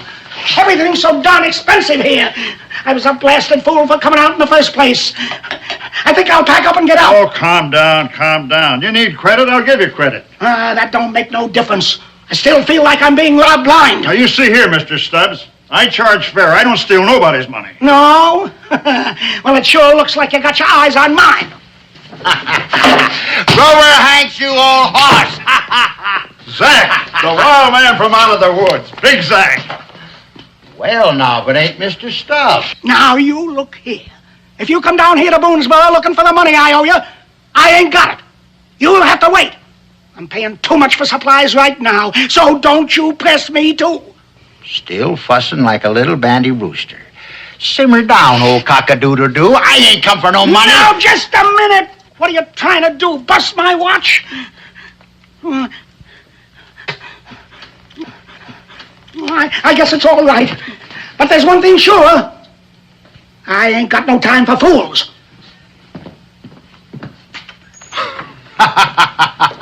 I never did see a man argue so much. Boils up like a tin kettle. Same thing happened last spring when I was guiding him down here, and that Shawnee showed up. Well, Stubbs made him so mad that the Injun went after him, and I had to kill him.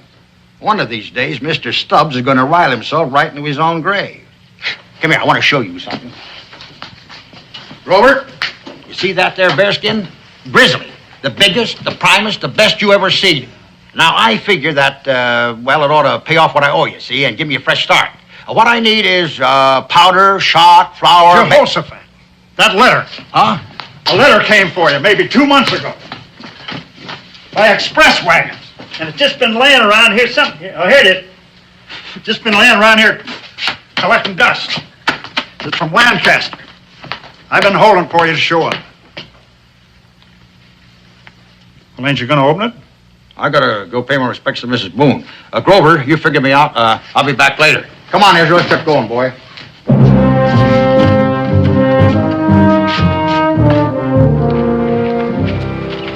I thought we was gonna see our mom. Oh, pretty soon, Israel, pretty soon. Gotta take care of this thing first. Come on, boy, sit down.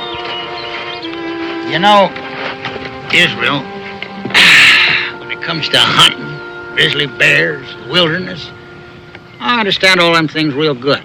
But I don't understand anything so mysterious as reading and writing. Well, of course, I got my pride, too. I didn't want them boys back at Grover's to know I can't read a line. I gotta get me a friend to read me these here words. You and me have been friends for a real long time, ain't we, Israel? Sure we have. Well, then, you tell me what this is. It's from your sister in Lancaster. Go ahead, read it. Dear Brother Zachariah, you never met my husband, but he was a good man. And 2 weeks ago, he died. And all he left me and the children was a few dollars that won't last. Zach, I need money bad. Don't know how we're going to live and keep a roof over our heads. Please, Zach, please, if you got cash, send us what you can spare.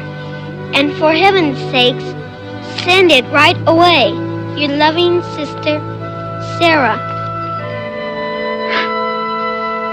I never knew you had kin, Zach. The only kin I got in the whole wide world.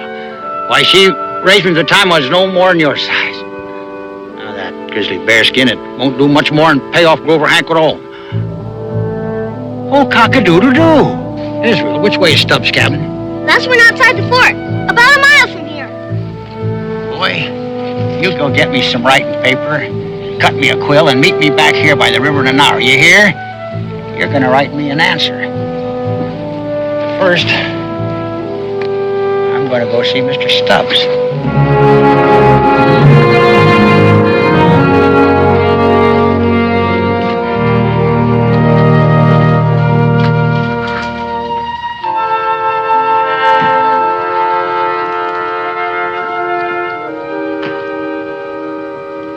Israel, what on earth are you doing now? Just getting some things I need. Well, I thought you were out in the woods hunting. I was, but I got something more important to do. Well, if I'm not being too curious, would you mind telling me what you intend doing with the pen and paper? I'm going to write a real important letter. Oh, is that so? Yes, ma'am. Well, if you'd like to tell me about it, maybe I could help you with it. I'd like to, Mom, but I can't. Why? Because I gave my word. Pa always says a man shouldn't go back on his word. Your father's absolutely right. Guess I shouldn't be so curious. It's not that I'm mine, Mom. It's just that I got this friend. Oh? And he's just got to get this letter wrote. Except he doesn't know how to write. I see. Only he's got his pride. And he don't want no one to know he didn't go to school. So he asked me to write it for him, if I didn't tell who he was. I think I understand, son. That's all right, ain't it? Of course it is. And you ain't mad at me? On the contrary, I'm proud of you. Very proud. But you better hurry along now. You don't want to keep your friend waiting. Israel? Be careful, Israel, and don't spill that ink. And hurry home. I'll have supper ready for you.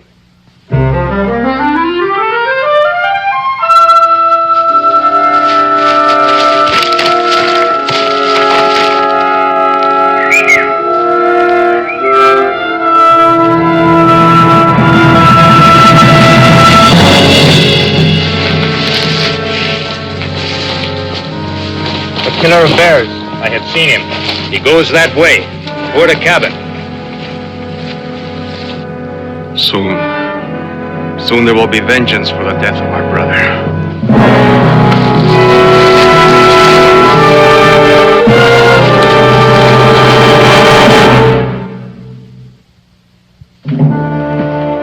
I guided you all the way down from Virginia. I saved your life. I even killed a wild Shawnee for you. $50. I need it real bad, and Stubbs, you owe me $50. But we had an agreement that I'd pay you in the spring. What little money I've got now, I want to keep till then.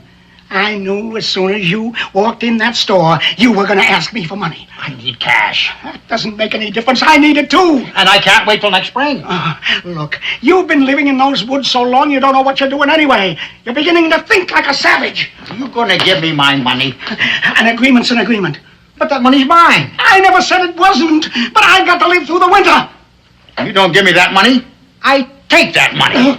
What are you going to do now? I'm only looking for my money. But that's stealing, man. That's stealing. Oh, always arguing. Only tell me what's mine. You have to ransack my house this way. You have to no Will right you to please get out of my way?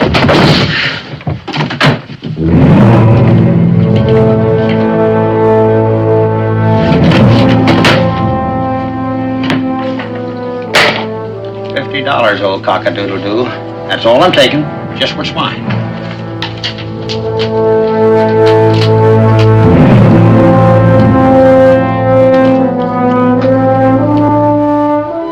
Pennsylvania. Mrs. Sarah Haspel. That's right, Haspel. Court Lane, Lancaster, Pennsylvania. We done it, boy. We sure did. First going to take this letter over to Grover, and this here gold for sending. Yeah, sure is a wonder. Talking to your kinfolk with just his crowfoot scratchings on a piece of paper. When I want to talk to a grizzly bear, I just growl. You know something, Israel? Some of these days there ain't going to be no more bears. No more wilderness. Just towns and villages everywhere. And this here's going to be the only way people can talk to far-off folk. A crowfoot scratchings on a piece of paper. Something's going to be lost that way. That's kind of sad. Well, come on, boy. First over to Glover's and into your ma's. I can sure dig into some of that home-cooked victuals.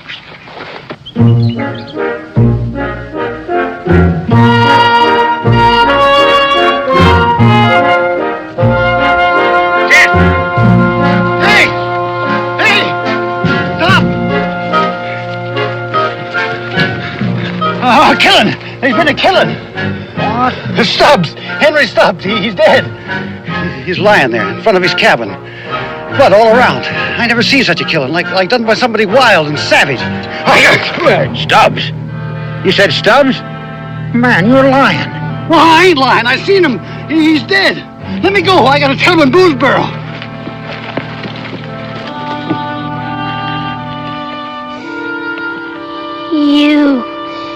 You went to see Mr. Stubbs. Israel. And I wrote your letter for you. Listen, boy. You killed him. You killed Mr. Stubbs. You killed Mr. Stubbs! Israel! Israel!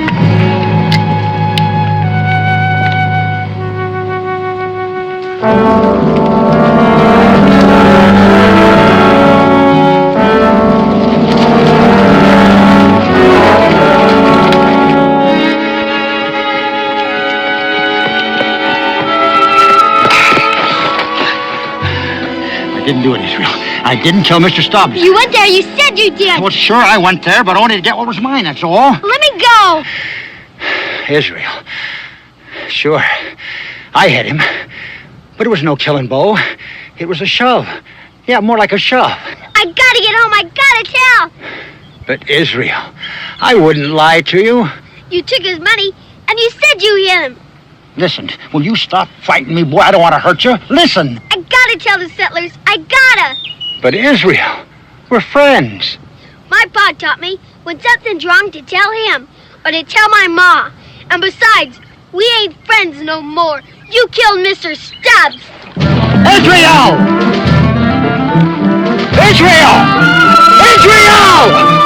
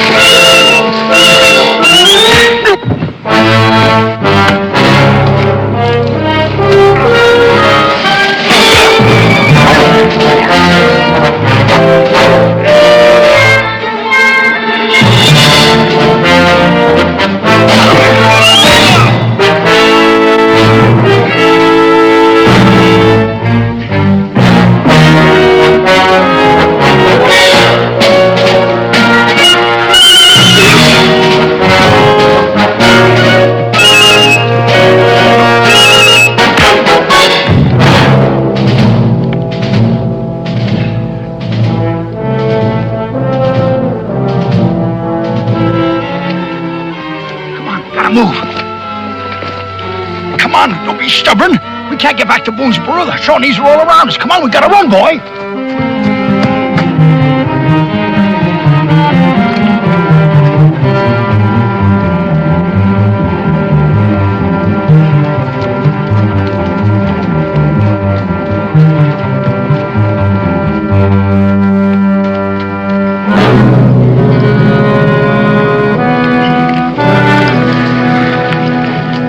What happened? Who has done this? The killer of the Shawnee bear and the young cub. They cannot be far.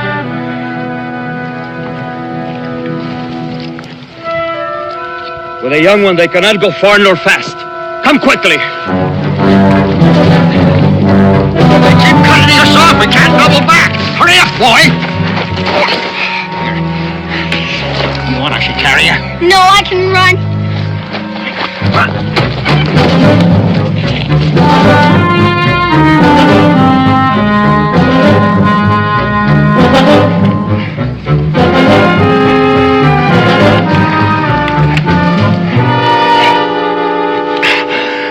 Just catching my breath, boy.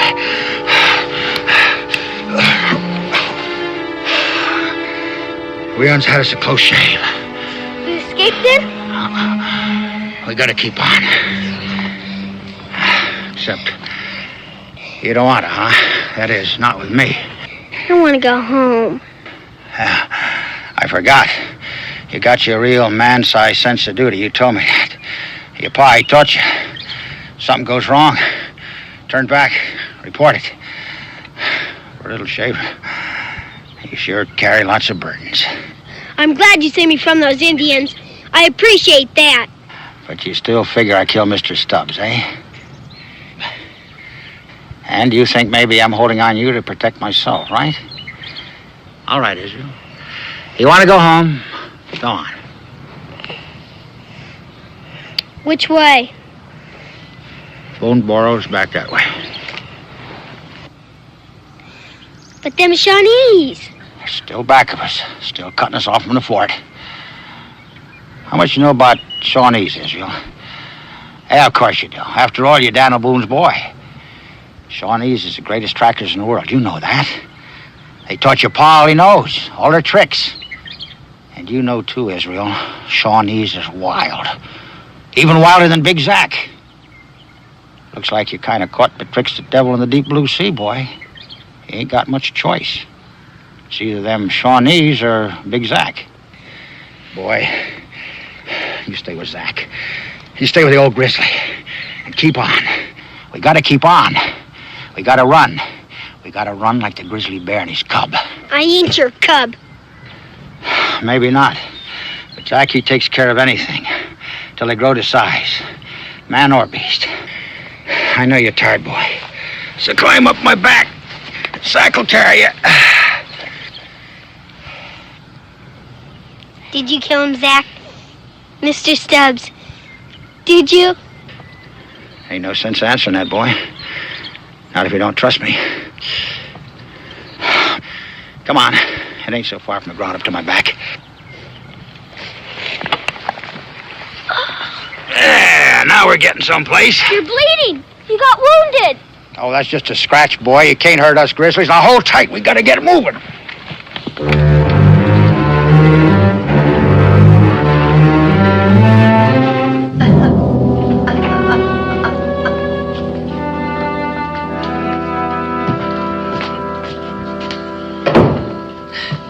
Can't tell nothing from the prints outside. They're all messed up. We'll find out who done this, Mrs. Stubbs. We'll find out. I don't care who done it. It won't bring my man back. I was just out for a moment visiting with a neighbor. I promise you, Mrs. Stubbs. Something's wrong, but I can't tell what. Well, his watch and chain's gone. Did you have any money in the cabin, Mrs. Stubbs? Was there any money in the cabin, Mrs. Stubbs? Yes, in that cupboard, in the little chest, in the leather bag. $100 in gold. See if you can find it. Hey, Tupper. John. I found these under the bed. Bear claws. Like Big Zack wore. Well, here it is. Don't feel like no 100 in gold. Count it. 10, 20, 30, 40. That's it, $50. There was 100. That means 50's missing. Wasn't that what Mr. Stubbs owed Zack for guiding him here? I don't like what any of this means.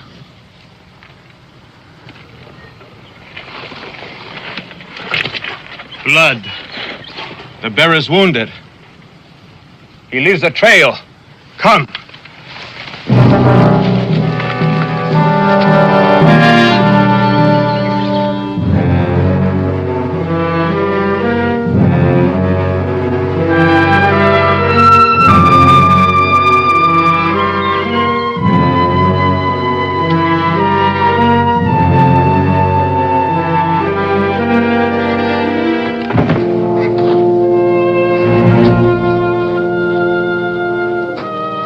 You gotta go on, boy. Come on. Come on.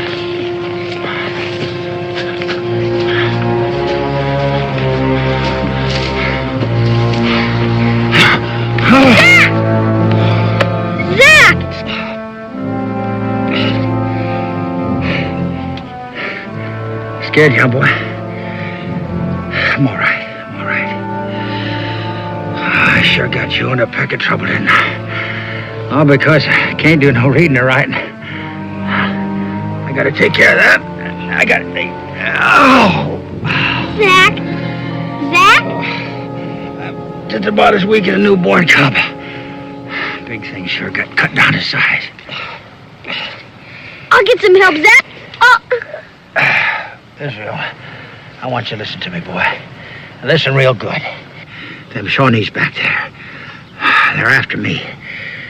I killed one of them last spring. Oh, it was a fair fight, but that don't make no difference. They're still after me. Israel, remember I told you I was going to teach you about the grizzlies? Well, now's the time to teach you. Grizzlies is smart critters. They just don't eat plants and seeds and honey and insects. They hunt big game like deer and elk and cattle. They stalk them, boy. They stalk them through high grass. That's what you gotta do, Israel. You gotta get yourself some high grass. Slow and silent. Now. Do it now, boy. Do it now and you'll get away. Zach.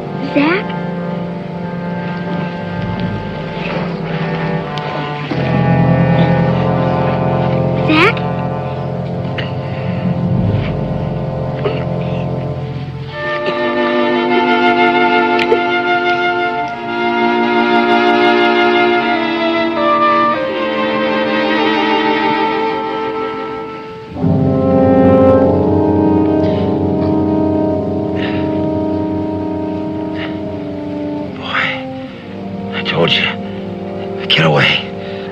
You gotta have help, Zach. Boy, you gotta do like the grizzly does. Go ahead. Do it now. Get away. Zach?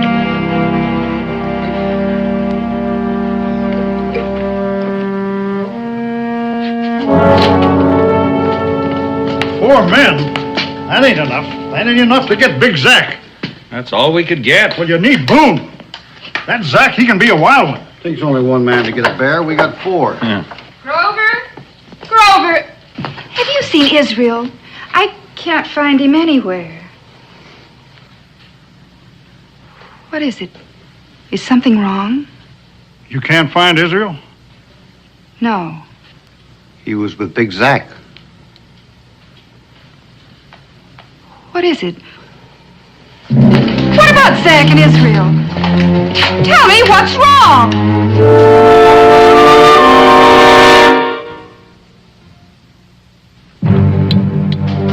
Tucker! I found them!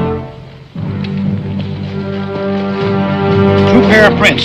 like a man and boys. Israel and Zach. Heading that way, deeper in them woods. Tupper. Look at this. A mess of prints. Yeah, about 1 day old. Indians? I don't know. They're all bunched together. Oh, I wish Boone was here. It must be Zach and the boy. We ain't seen no Indian signs before. Come on.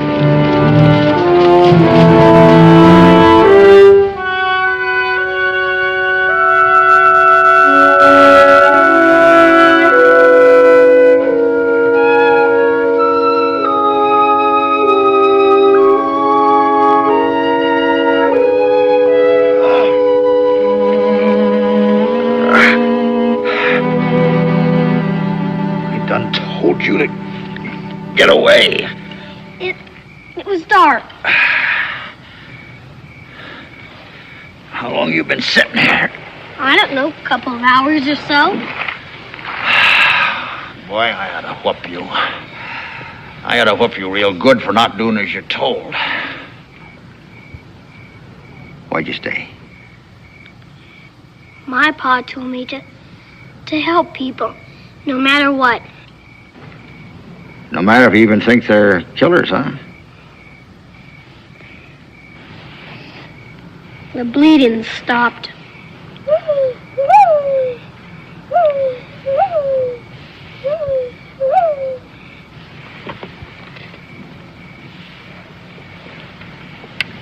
Grizzlies is funny things. It's only the cubs that can climb trees. Do you know that, Israel? Only the cubs? That's a fact. Once the grizzly gets growed up, he loses his power to climb. Israel, if them Shawnees ever do show up here, I want you to do like the grizzly cub does. I want you to shinny up one of them trees and get lost, you hear me? Mockingbirds sing at night. But that sure ain't no mocker.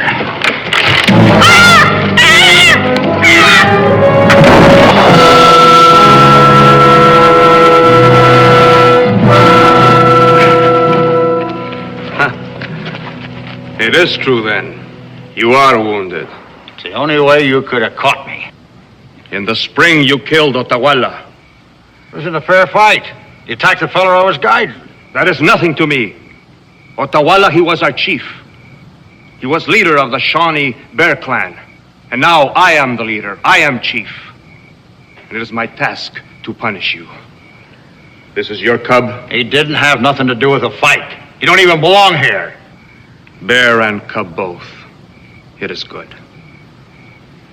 You shall punish both of them. He's only a boy. Let him go. You took the spirit of Otawala in the spring.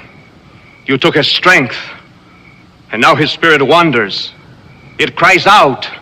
It is homeless. And Otawala does not rest where he lies. We will give Otawala back his spirit and his strength. We will give him back more than he has lost. We will give him the bear and the cub, both. Then his spirit will rest.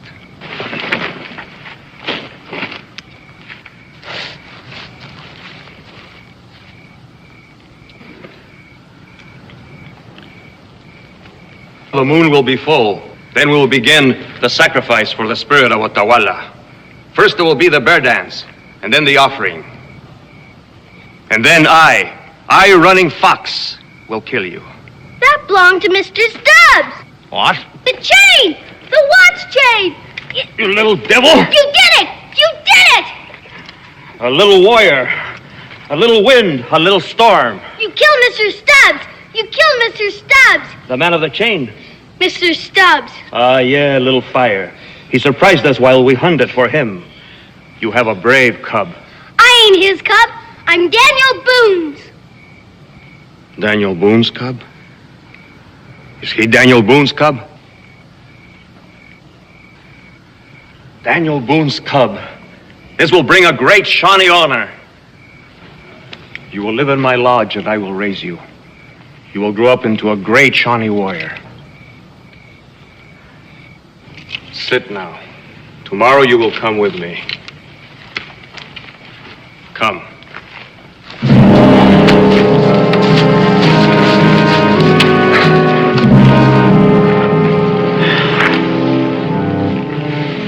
I'm sorry, Zach.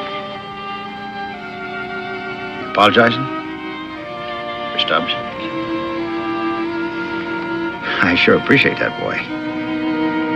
Makes me feel a whole lot better to know that you and me are still friends. Israel, you know that chief was right. You was a real wind. A regular storm.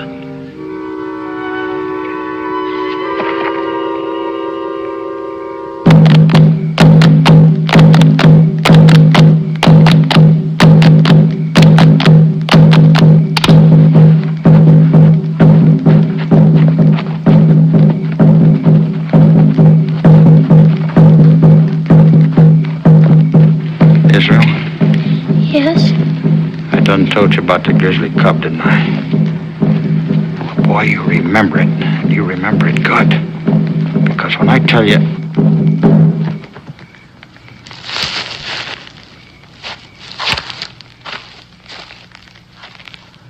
What is it, Zach? They finished. They finished their dancing. Now the real party's about to begin. Ooh, that's your bad arm. Yeah. I'm just testing it, boy. I got me a feeling I'm gonna have to use it pretty soon. Oh, great moon, mother of us all. Tell him. Call him. Call the spirit of Otawala, brother of the Shawnee Bear clan. Tell him soon he will rest. Soon he will be home. That I, Running Fox, will give back the strength that was stolen from him. Give back the power to his bones. It is time now. Let us begin.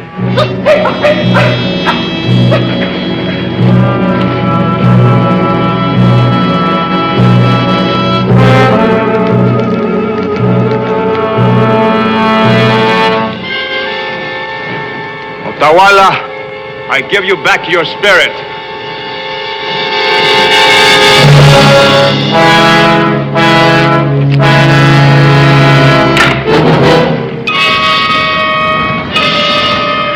Like two riled up grizzlies, huh?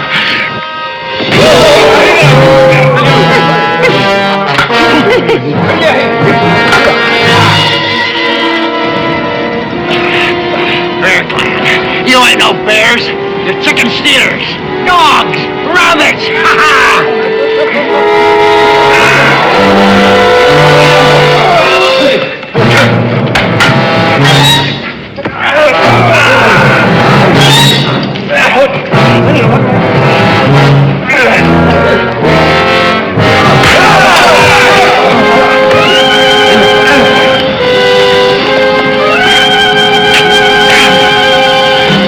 Come on.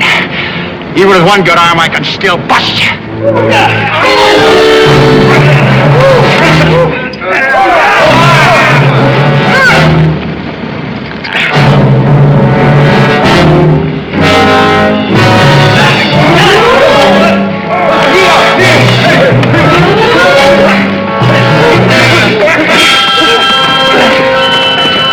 Now, Israel, now!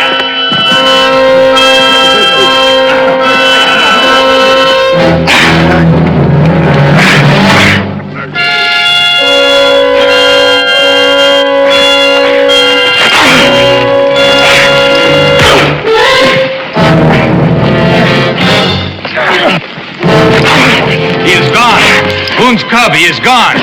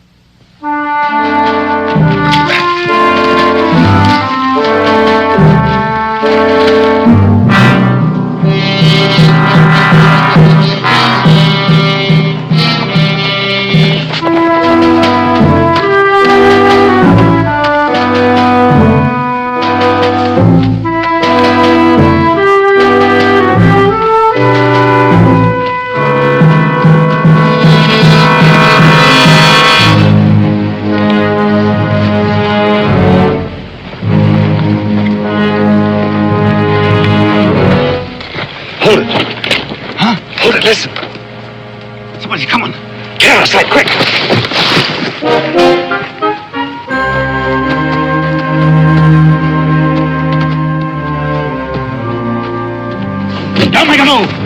Am I glad to see you, man? Shawnee's back. Oh, what do you know? Right into our laps. I'm telling you, don't move. I just soon put a bullet in you with spit. You're wanted for a killing. What's the matter with you, man? I'm telling you, Israel's back there. What about that boy? Where is Israel? Well, he's back there in the woods. You abandoned him? You left him in the woods? So you finished Stubbs and now the boy, too? Well, hanging's too good for you. What's the matter with you, man? I gotta get back to that boy. Stay where you are. I ought to pull this trigger. That's what I ought to do. I ought to pull this trigger.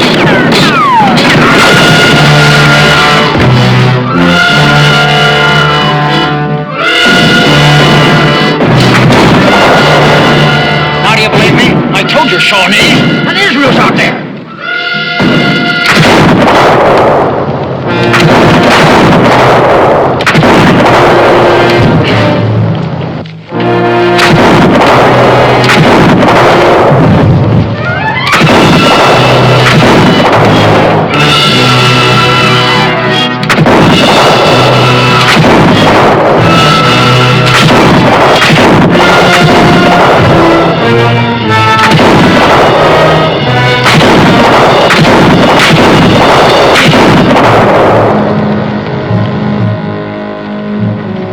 They're gone.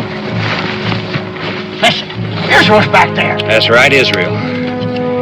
We come after you not only because you killed Stubbs, but because you kidnapped that boy, too. Kidnapped? You heard Tupper. I didn't do no kidnapping. I saved that boy's life. I guess that's why he ain't with you now. I told you.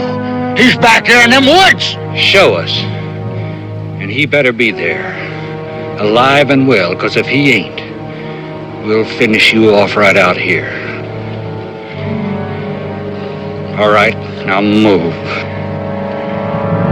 Move!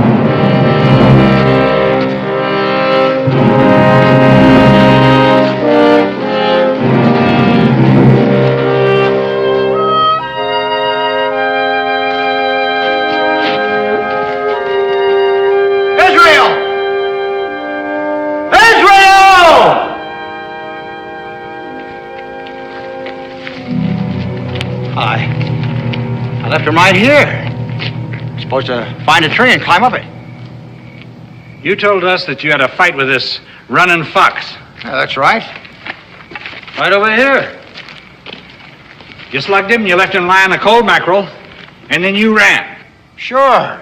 But that was to draw off them Shawnees. I was going to double back and pick up Israel, but they kept pushing me ahead. And the boy was left here alone with that running fox. A full-grown, murdering Shawnee. Tupper? This your pouch? Yeah, why? Stubbs' money, ain't it? Sure. $50 he owed it to me. Stubbs' money, ain't it? Yes, it's Stubbs' money, but I didn't kill him. Didn't you now? Well, between this letter and that gold, if that ain't proof enough, I don't know what is. Yeah, sure, I was there. But I only took what was mine. I didn't kill Stubbs. I think you're a liar. You killed Stubbs. I think Israel's dead, too, and I think you're responsible. Man, this is crazy. Jed, the rope. What are you going to do? A tree with a big, strong branch. Find one. You ain't going to hang me, mister. You ain't going to hang me! You ain't going to string me up like no dog, like no piece of meat! I'll fight you! I'll fight you one at a time! Zach! Bullet or a rope. It makes no difference to me. Let's go.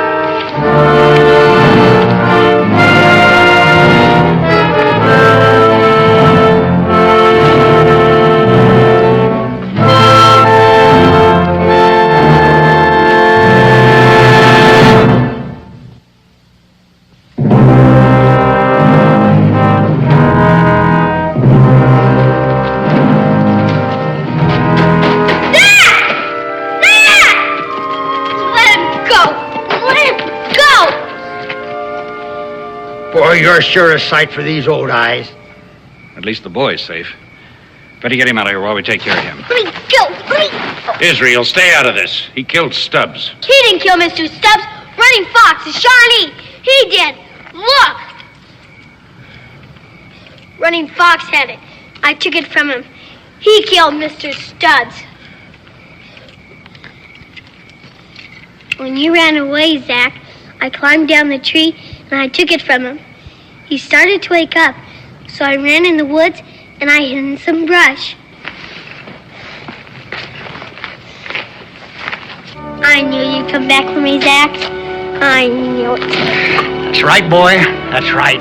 But not this way. Not this way, that's for sure. Oh, my little grizzly cub. Yes, sir. So all I done was to take the gold what was mine and ask Israel here to write me a letter.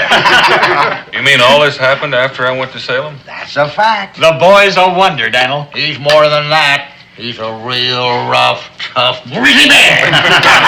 Here's to Israel. He makes us proud. Here, here, here. Folks, I got a request to make. Israel, I done learned you about all the mysteries of grizzly bear, right? Now it's your turn to learn me something. You gotta learn me the mysteries of reading and writing. This time, the cub's gonna teach the old bear something. All right. Well, now, son, I've got a request. All those things you did to help and all that Zach taught you, there's one thing you mustn't forget. What's that, Pa? Well, you're not a cub, you're not a bear, you're not an animal. And all the things you did to help Zach were just showing the very best part of being a real man.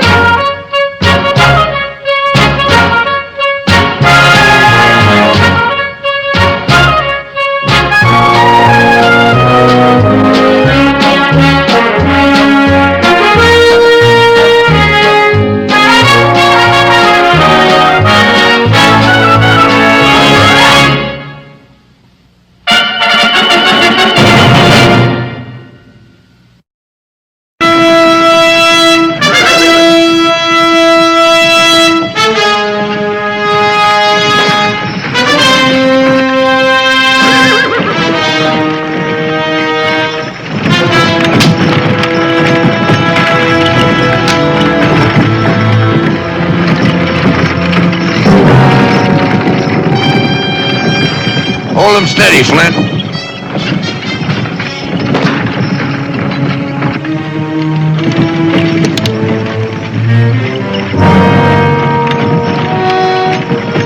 An engine. Where there's one engine, there's dozens of them. Roll him. Boone's Barrow's dead ahead. Yo! Come on, get on that line, Jake. That engine ain't going nowhere. I ain't taking no chances with my supplies or my scalp. Let's go. Get up there. Yeah. Come on, boys. Yeah. Come on, boys. Get up there. Get up there, boys. Come on. Yeah. Come on, yeah. Hey, watch it, Jake. I can't. Hold it, Jake. Hold it.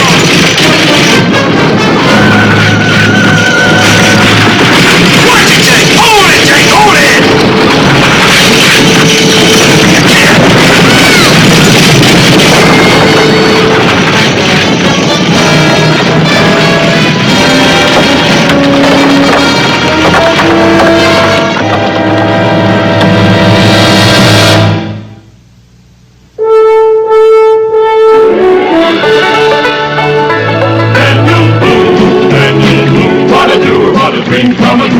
Daniel Boone. From the coonskin cap on the top of old Dan to the heel of his rawhide shoe, the rippin'est, roarin'est, fightin'est man the frontier ever knew. Daniel Boone was a man, yes, a big man, and he fought for America to make all Americans free. What a Boone, what a doer, what a dream come true was he.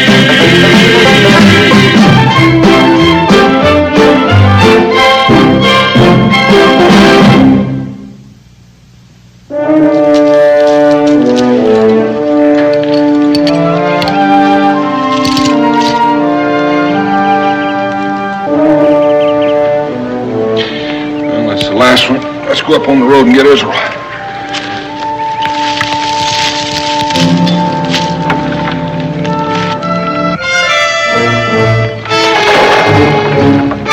Tanya.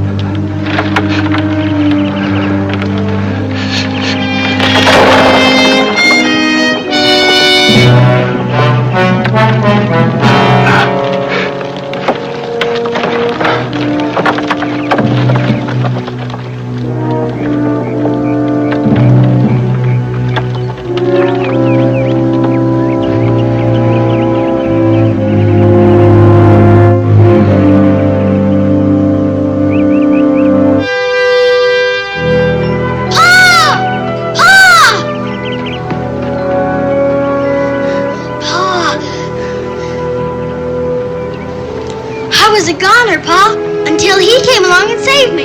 Yes, I saw.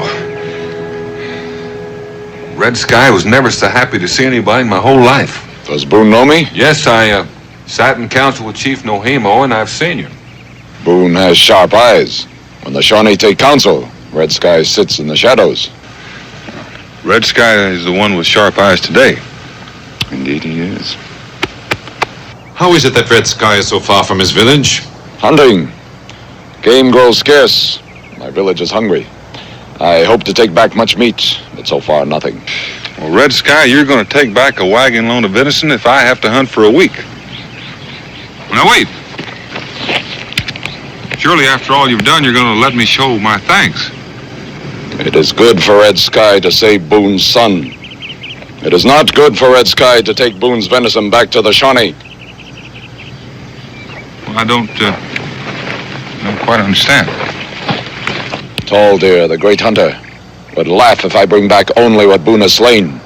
No, I must prove myself to be as great a hunter as he. Some other gift. You just name it. You carry it in your hands. Tick clicker? Boone's rifle is known to carry great magic. Its lightning reaches far, and it protects the one who carries it from all enemies. Well, Tick clicker's a fine rifle, Red Sky, but it's not all that fine. I see. I ask too much. No, if that's what you want, you're welcome to it. Here it is. Red Sky shall be the greatest of hunters. I hope so. It might be a good idea to see how a tick clicker operates. Did you ever fire a rifle before? Only the store muskets. Never a gun that cannot miss. Well, why don't you set up a couple of targets over there for yourself, and we'll try a couple.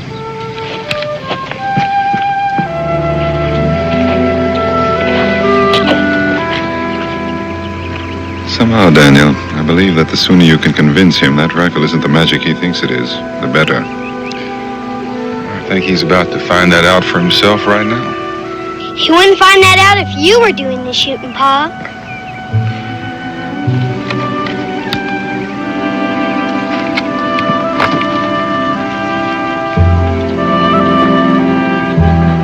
Are you ready?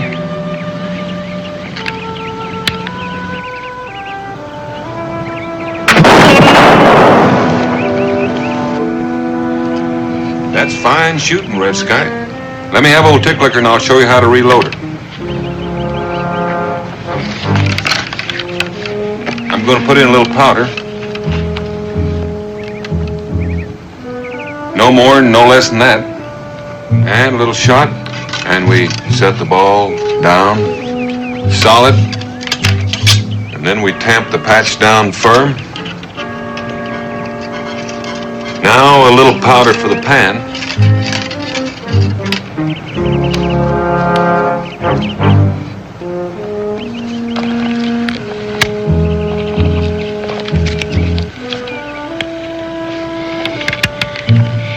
And just hold a fine sight on your target and squeeze slow.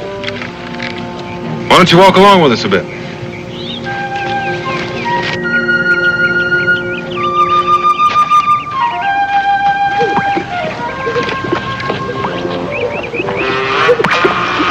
The bird is not far off.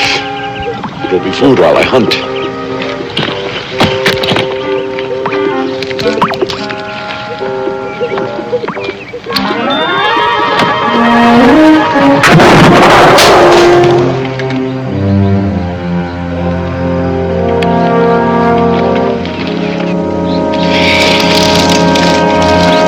It's real fine shooting, Red Sky. It's the magic of the rifle. Red Sky will not be just a great hunter. He will no longer sit in the shadows of Chief Nohimo's fire, but at his right hand. Nohimo will listen to his counsel, and Tall Deer will be silent.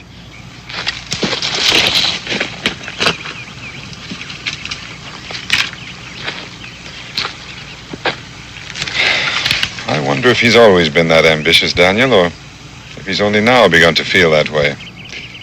I don't know. I kind of wished he'd missed that grouse. He's got me almost believing that Tick Licker is possessed. Well, a Shawnee brave who's convinced that he carries great medicine can be a dangerous man. Yeah, but a Shawnee tribe with all the wrinkles out of their belly can be powerfully content. That's true. Maybe Tick Licker is magic, Pa. How could Red Sky shoot so well if it isn't? Well, maybe his belief gives him confidence and a steady hand.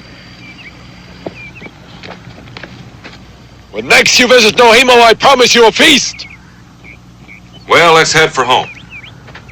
And now, young man, I want you to tell me how it happened that you were hanging over that cliff. I got run off the road. Run off the road? Yeah, by a couple of wagons going lickety-split.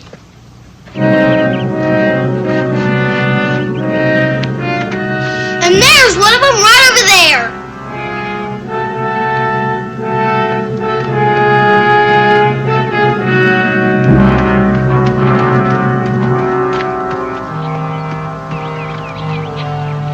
Hello, Boone. Hey, took the curve too fast. The Indians after us. The only Indian I saw was the one that saved my boy after you ran him off the road. Was this your boy? I never saw him before in my life. Besides, I never saw anybody in the road. Did you, Flint? No, I never saw anyone. Must have been too busy looking for Indians that weren't there to see someone who was. Now, don't tell me what I saw or didn't see. I can believe my own eyes. Let's just let it drop, Jake. Especially since you're going to be laid up in Boonesboro a few days with that busted wheel. Come on, son.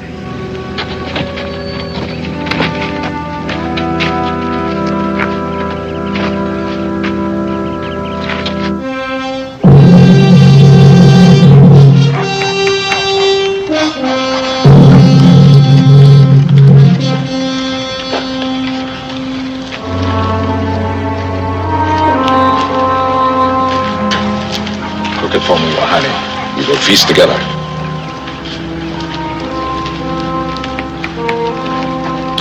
I have need of 4 braves, Nohimo. I am in council with Tall Deer, Red Sky. I join that council. I have brought food. Does Red Sky think because he brought home a turkey, it gives him the right to give orders and ask for warriors? Tall Deer speaks too soon. I ask for braves to help bring home more venison than I can carry. Perhaps Tall Deer will join these braves. Take care, Red Sky. If what you say is true, I will send women for the venison. If it is true. You doubt my word? We shall find out. Wahani.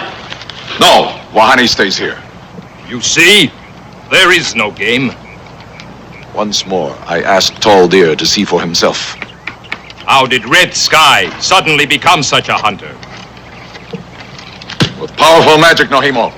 The gun of the long knives, the rifle of Daniel Boone. This, at least, is true.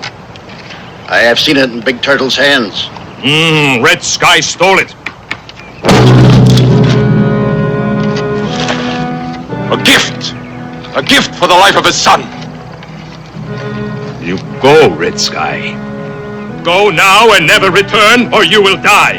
Tall Deer has called me thief and liar. It is he who will go, or die. Red Sky is brave while he holds a gun, and I am unarmed. Your gun stands in front of your wigwam.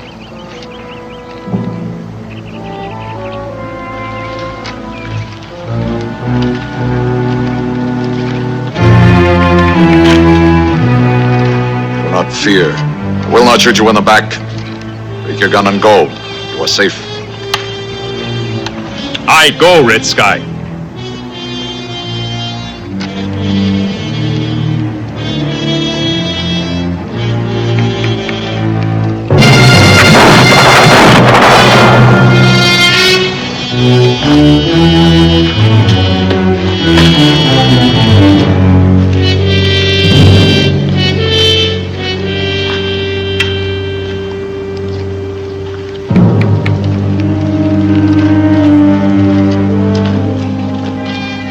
I speak truth. And this is my voice!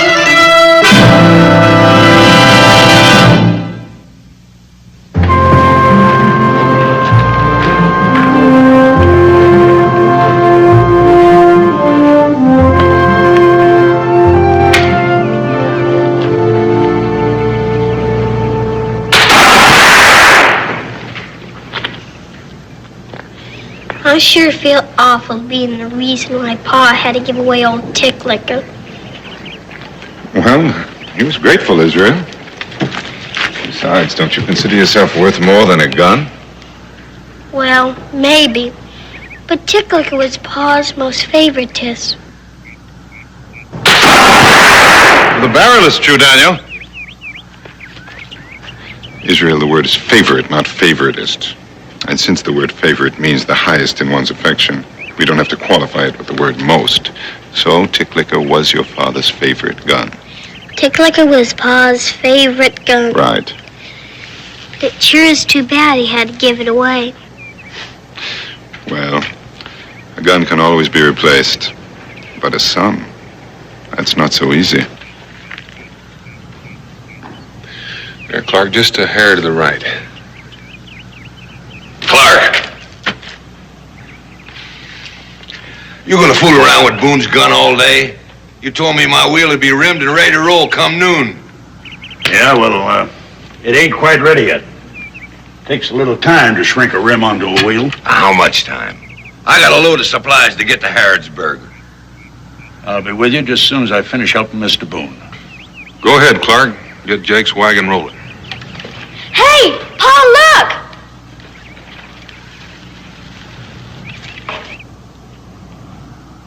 That's one of the Indians that was after us. The one in front. Well, that's Red Sky, but he was alone.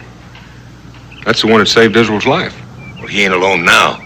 He's probably here to find out when our wagons are ready to leave. Come on, Clark, I want that wheel fixed now.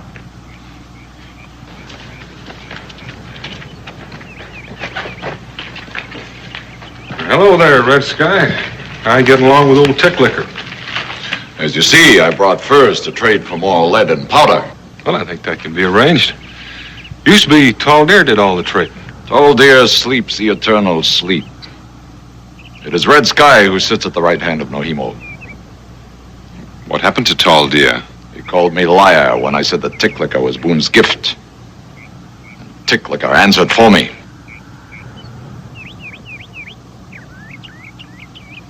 It was a fair fight. There were many witnesses. I'm sure that's true, Red Sky. It's just too bad there had to be a fight at all.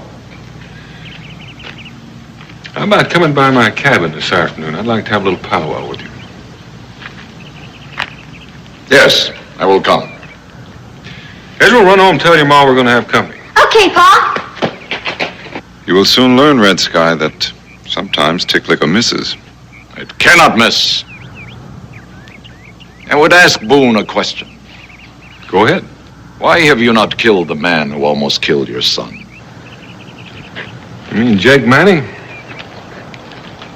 Well, he claims he didn't see Israel. There's no way to prove he's not telling the truth. Either way, it could have been an accident. Can it be that without the magic of Ticklicker, Boone dare not face his enemy? No. Let's go see what those furs of yours are worth. No. Boone has done much for me. I am no longer a child to be led by the hand. I will bargain these furs myself. Fine, Red Sky. I'm sure Higgins will give you a fair price. I'll just stay here and fire a few more rounds with my new rifle. When you get ready, come by and get me. Wait for me at the river. There will be much to carry.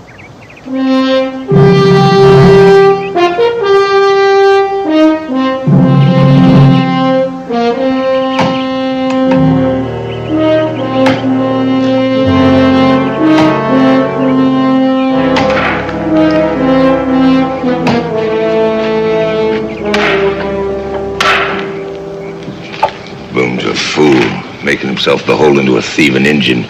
Boone's got a lot to be grateful for. I ain't so sure. Keep working on that wheel. There's been a change in Red Sky. Yes, there has. I'm not sure I like it. And all because of a gun that cannot miss. I'm beginning to think instead of rewarding Red Sky for saving Israel's life, I might have done him a bad turn. Yes, but how to undo it? Well, when he comes over this afternoon, I just might get him in a shooting contest. Sooner or later, he's bound to miss. How'd you like to join us? I'd be delighted. But you'd better get some practice in with that new rifle, or you may be the first to miss.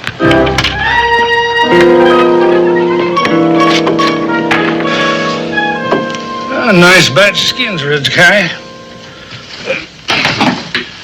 Oh, I'd say a couple of kegs of powder and enough lead for 150 rounds and a little something extra. How about a new powder horn? Something to please a young woman. Yep.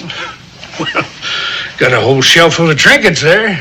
Take a look while I get your stuff together.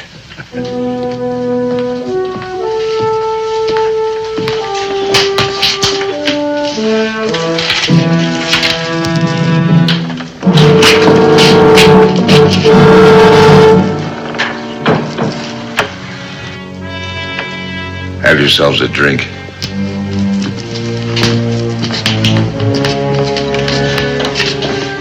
Find yourself a new war bonnet, Injun? Yeah, I've seen you before. Yes. Turn around when I'm talking to you. Speak softly. Better get down. Hurry. You're a mighty brave buck with that rifle, ain't you? Well, you don't scare me none. This Injun was out spying on my wagon train coming into Boonesboro. Now he's come back with some others, waiting for us to leave so they can ambush us.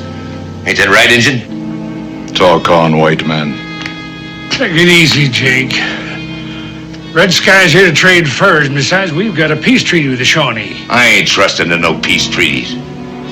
I want this Injun locked up until my wagons are a good half day on the road. The wagon driver has guilt on his mind. What are you talking about?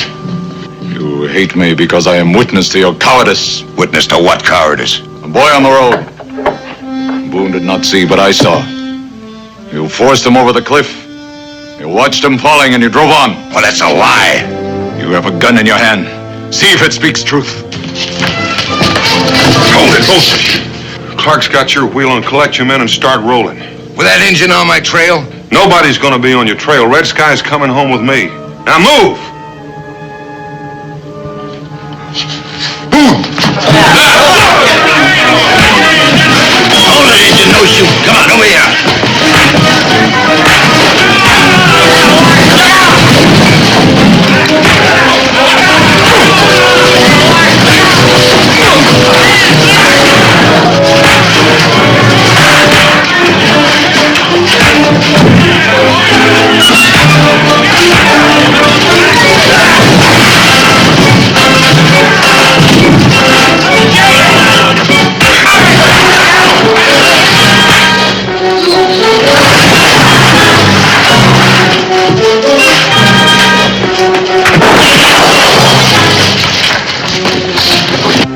folks in Harrodsburg didn't need their supplies, I'd go on your way.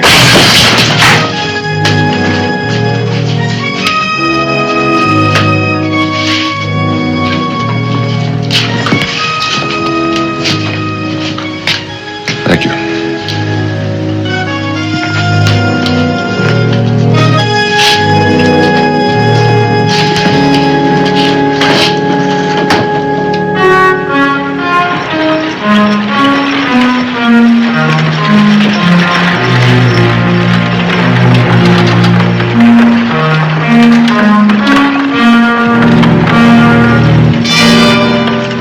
I still do not understand why you did not kill Jake. Well, because in the white man's world, Red Sky, we have laws that tell when a man can be punished by death. And what Jake did to your son was not enough? Nope. Driving away without knowing that Israel was safe was mean and cowardly, but it's not reason to kill. Insult is not enough? His striking you was not enough? No, he was drunk. Then what is enough? Well, a man can kill to protect himself or the lives of others. And there might be a few other reasons to justify killing, but not many. I would kill for many reasons. What do you say we get started?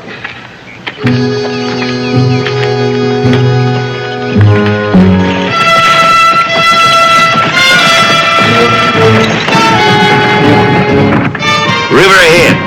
Yeah, I know where to ford. Looks like somebody else knows too.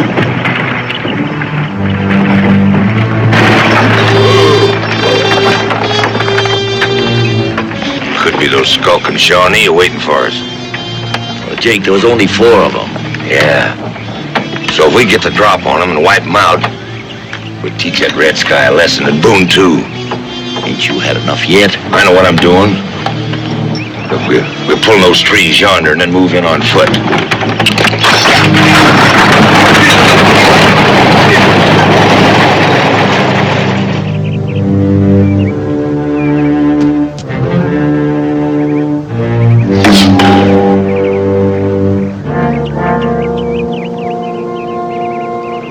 They don't look too warlike to me, Jake. I don't aim to give them a chance to be.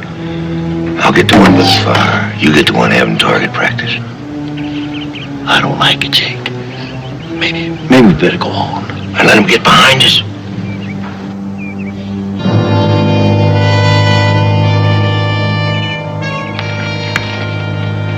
All right, we'll take turns. The first one misses is eliminated.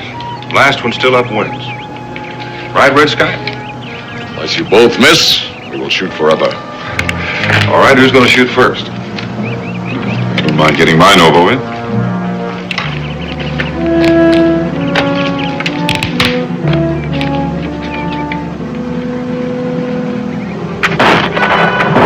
It's over with the room. Well, my warriors are waiting.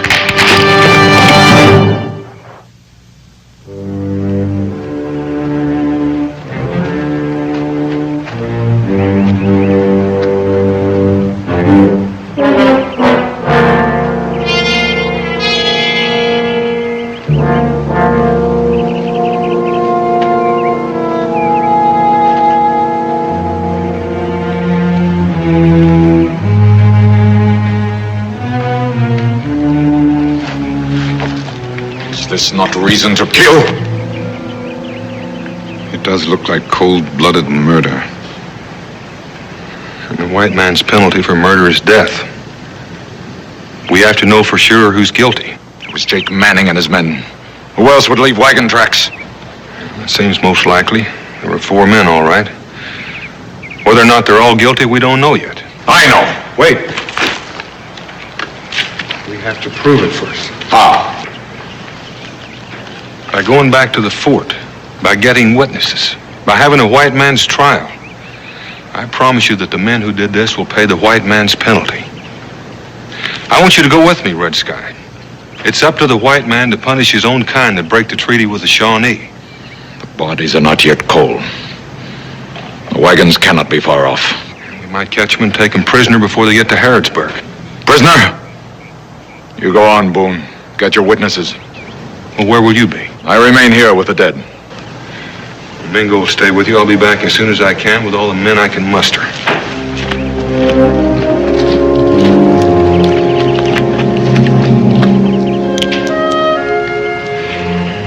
He left you here to guard me.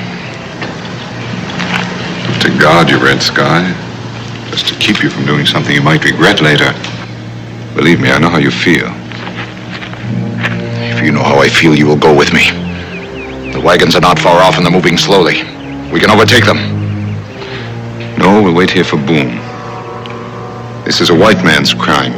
The white man must punish in the white man's way. The white man's way is not to punish at all. Boone could have killed Jake Manning and he did not. I could have killed Jake, but Boone stopped me. Now there is no one here to stop me. I go alone. Farewell. Red Sky, you're going to have to understand that Boone means what he says. Jake Manning did what he did as much out of hatred for Boone as for you. If you go after those men alone, they could kill you too, and then claim they acted in self-defense. Dead men say nothing. That would be worse. The truth must be known. This could lead to all-out war. Those men have to be tried. I will try them. With this. You remain here. Wait for Boone. Tell him that Red Sky does not need white men's justice as long as he holds in his hands the magic gun. As long as Red Sky believes that gun is all-powerful, there's no courage in what he does. You're not killing for justice. You're killing because you believe you have the power to kill. And do not anger me by standing in my way.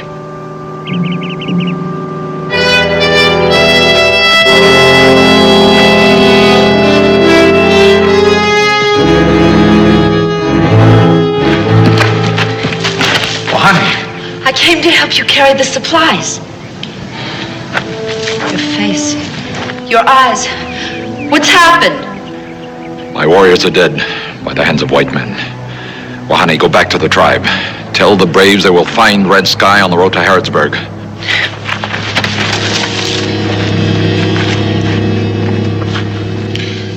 All I'm saying is we've got to move fast and bring those men to justice before the Shawnee do it themselves.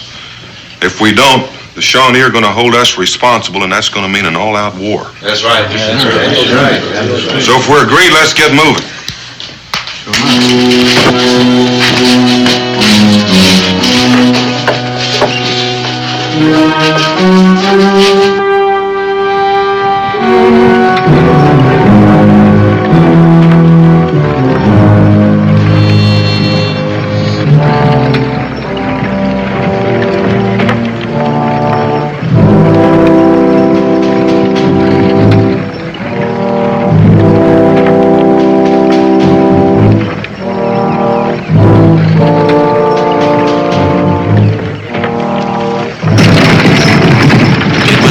Jake, and I had no part in it.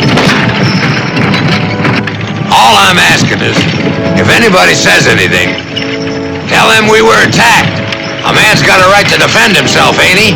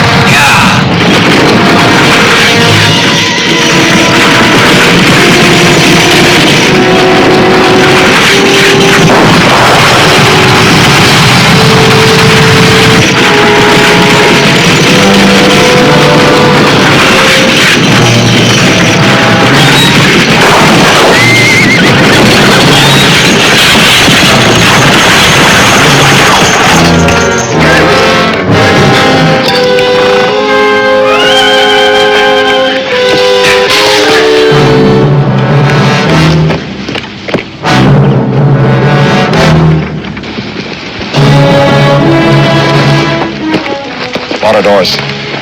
Take warriors, bring in the wagons. That's what I want alive.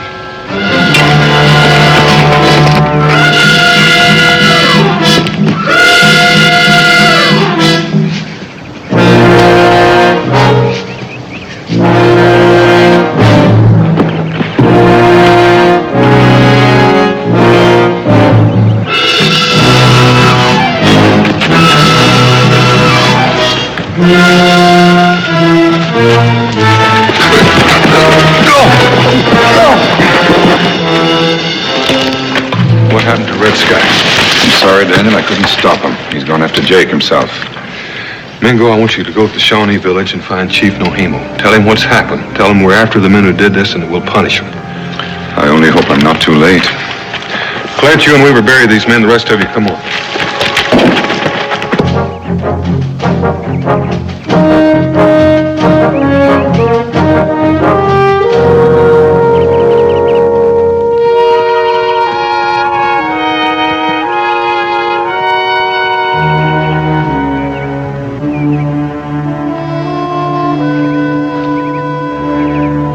Here's one that's not going to tell us what happened.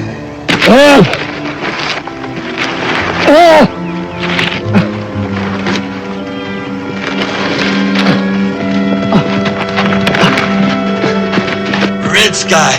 I saw him. Tell me this, Flint. Who killed those Shawnee braves? Jake and the other two drivers. I tried to talk him out of it, but Jake, he hates Indians. Scared of them. All right, save your strength. I'll want you to say that at the trial if there's anybody left to try. Ira, you and Williams put a splint on his leg and bring him along. The rest of you come along with me.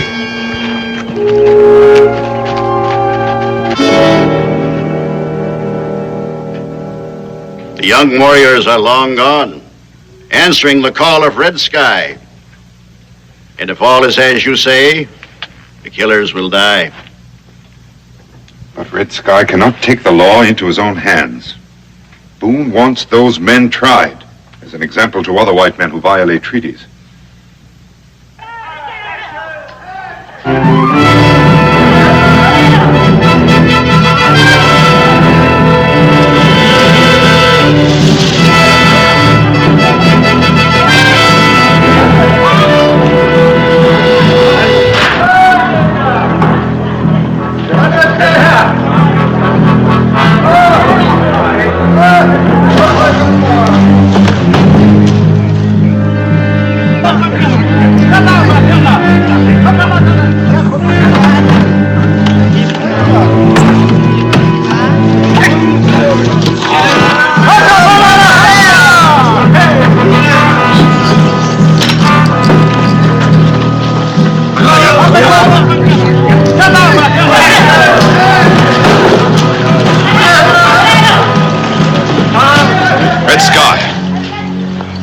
These supplies belong to the people of Harrodsburg. These men were only delivering them. People of Harrodsburg can have them, if they can take them. You know what that would mean? Yes, war. They will die. Red Sky, can't you see what you're doing? Boone is trying to help you. He wants that man himself. And let Boone come for him. Bring all of his men and try to take my prisoner away. I will keep him alive for him. Tell him we wait for him with many guns, led by the gun that kills and kills and kills.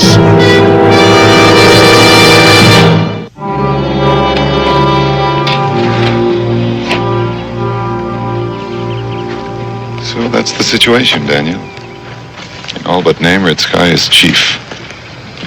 He's beyond all reason. He thinks that gun is invincible, and he's inviting the whole world to come and fight him. Well, I say let him have Jake. I'm not risking my skin to save any cold-blooded murderer. That's not the point, Clark. I'm not too interested in saving Jake's neck myself, but I am interested in saving all the rest of us. Red Sky has to learn the meaning of the law. And if we don't meet his challenge now, he's going to become the law. That means death to the white man. Yeah, but what can we do, Daniel? The Shawnee must outnumber us 20 to 1. They get all those stolen guns. Now, I say we warn the folk at Harrodsburg and then get back to the stockade where we'll have a fighting chance. That's exactly the war I want to avoid.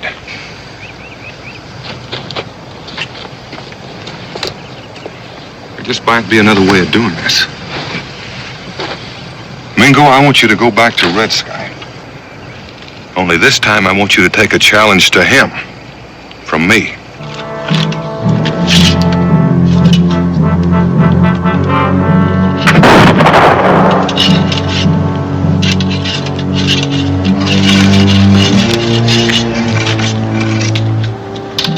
Open the eye that looks down the barrel.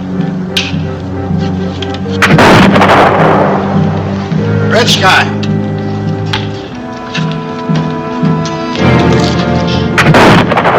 I would have counsel with you.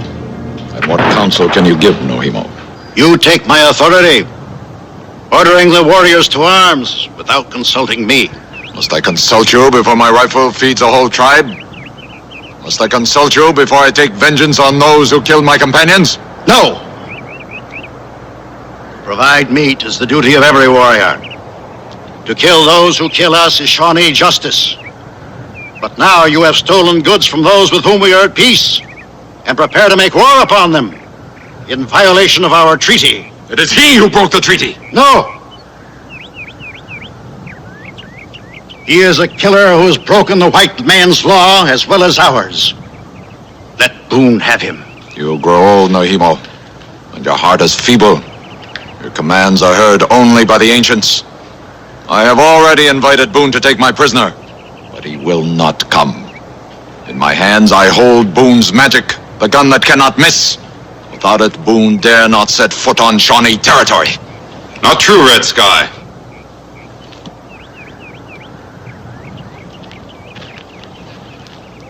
Daniel Boone has accepted your invitation. He's crossed the river, and even now stands in the Shawnee forest. You hear? The Long Knives come, and they shall die! Not all the Long Knives! Before you call your braves to battle, Red Sky, first hear the words of Daniel Boone. Speak. 7 suns ago, Big Turtle gave Red Sky the gift of his choice. True, a small gift in return for what Red Sky had done. But now Boone sees it was an evil gift as well, for it's brought him to the verge of war with his friends. And so we must take back the gift and replace it with another. Boone wants his magic back. Not magic. Boone shall prove this.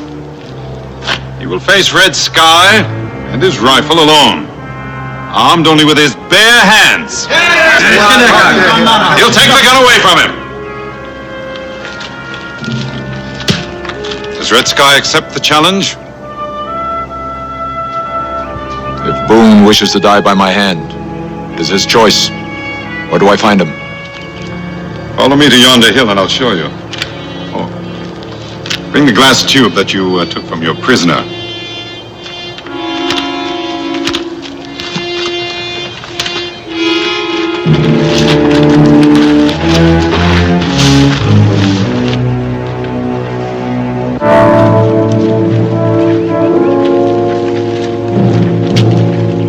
There he is. You can see him if you look against the sky. They're looking at us. Move around, little Flint.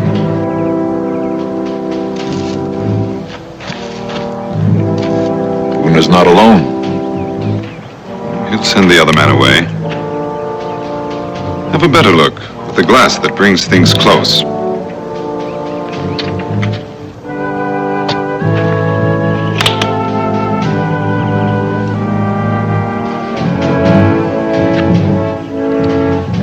The man with Boone?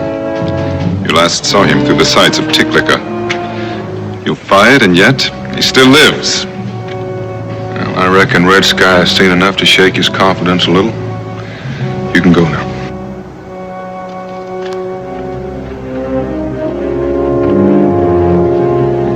There, Boone's sending him away now.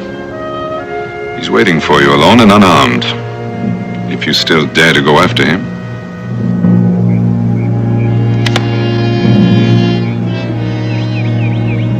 I go. It will end as a great spirit ordains. You wait here for me. We'll wait and listen. And the shots we hear will come only from Red Sky's gun.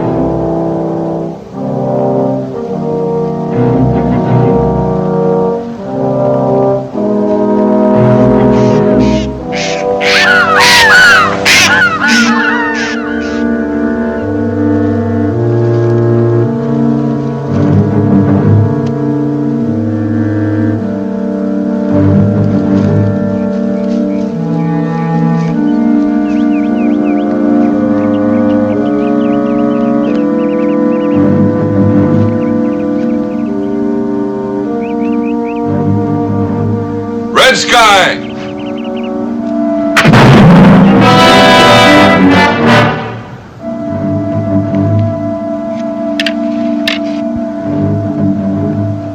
I was miss number one for the gun that never misses, Red Sky. I could take that gun from you, but I'd rather you'd have a few more shots first.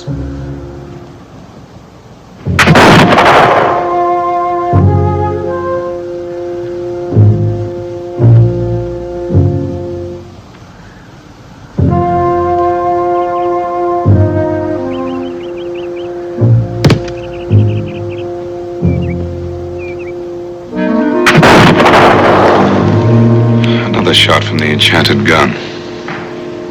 Therefore, the others must have missed. And there'll be more misses. Because there's no magic in any gun. Only the skill of the man who fires it.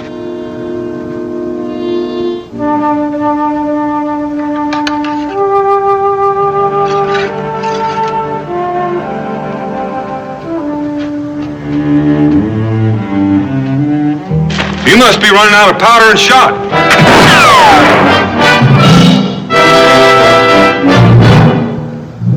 It's another miss.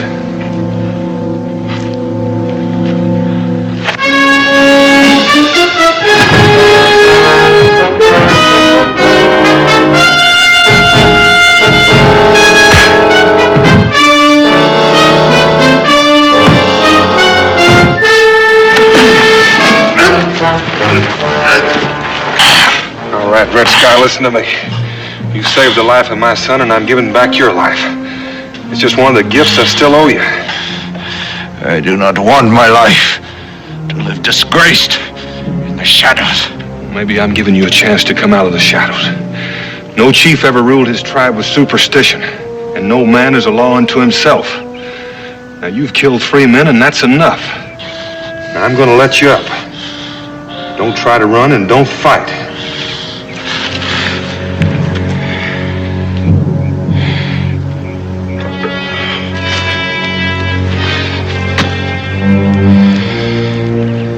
One man still lives who must die. The man I saw with you. That's where you're wrong. Flint had nothing to do with the killing of your braves. He tried to stop the others. He's the only witness you've got to prove that you're not a cold-blooded murderer. This is truth. I'll testify to that at Jake Manning's trial. Now let's go to your village and get him.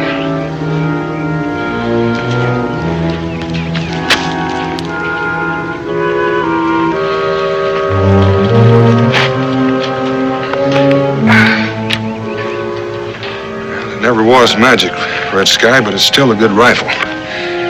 If you can remember that, I'll give it back to you. You keep it, Boone. Give me your new rifle. I know it is not enchanted.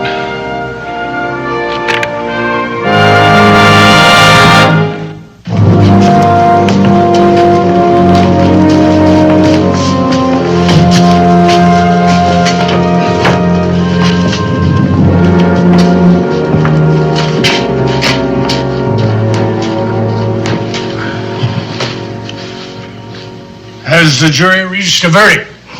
Yes, Your Honor, we have. May the court hear that verdict? Yes, Your Honor. We find the prisoner guilty of murder in the first degree.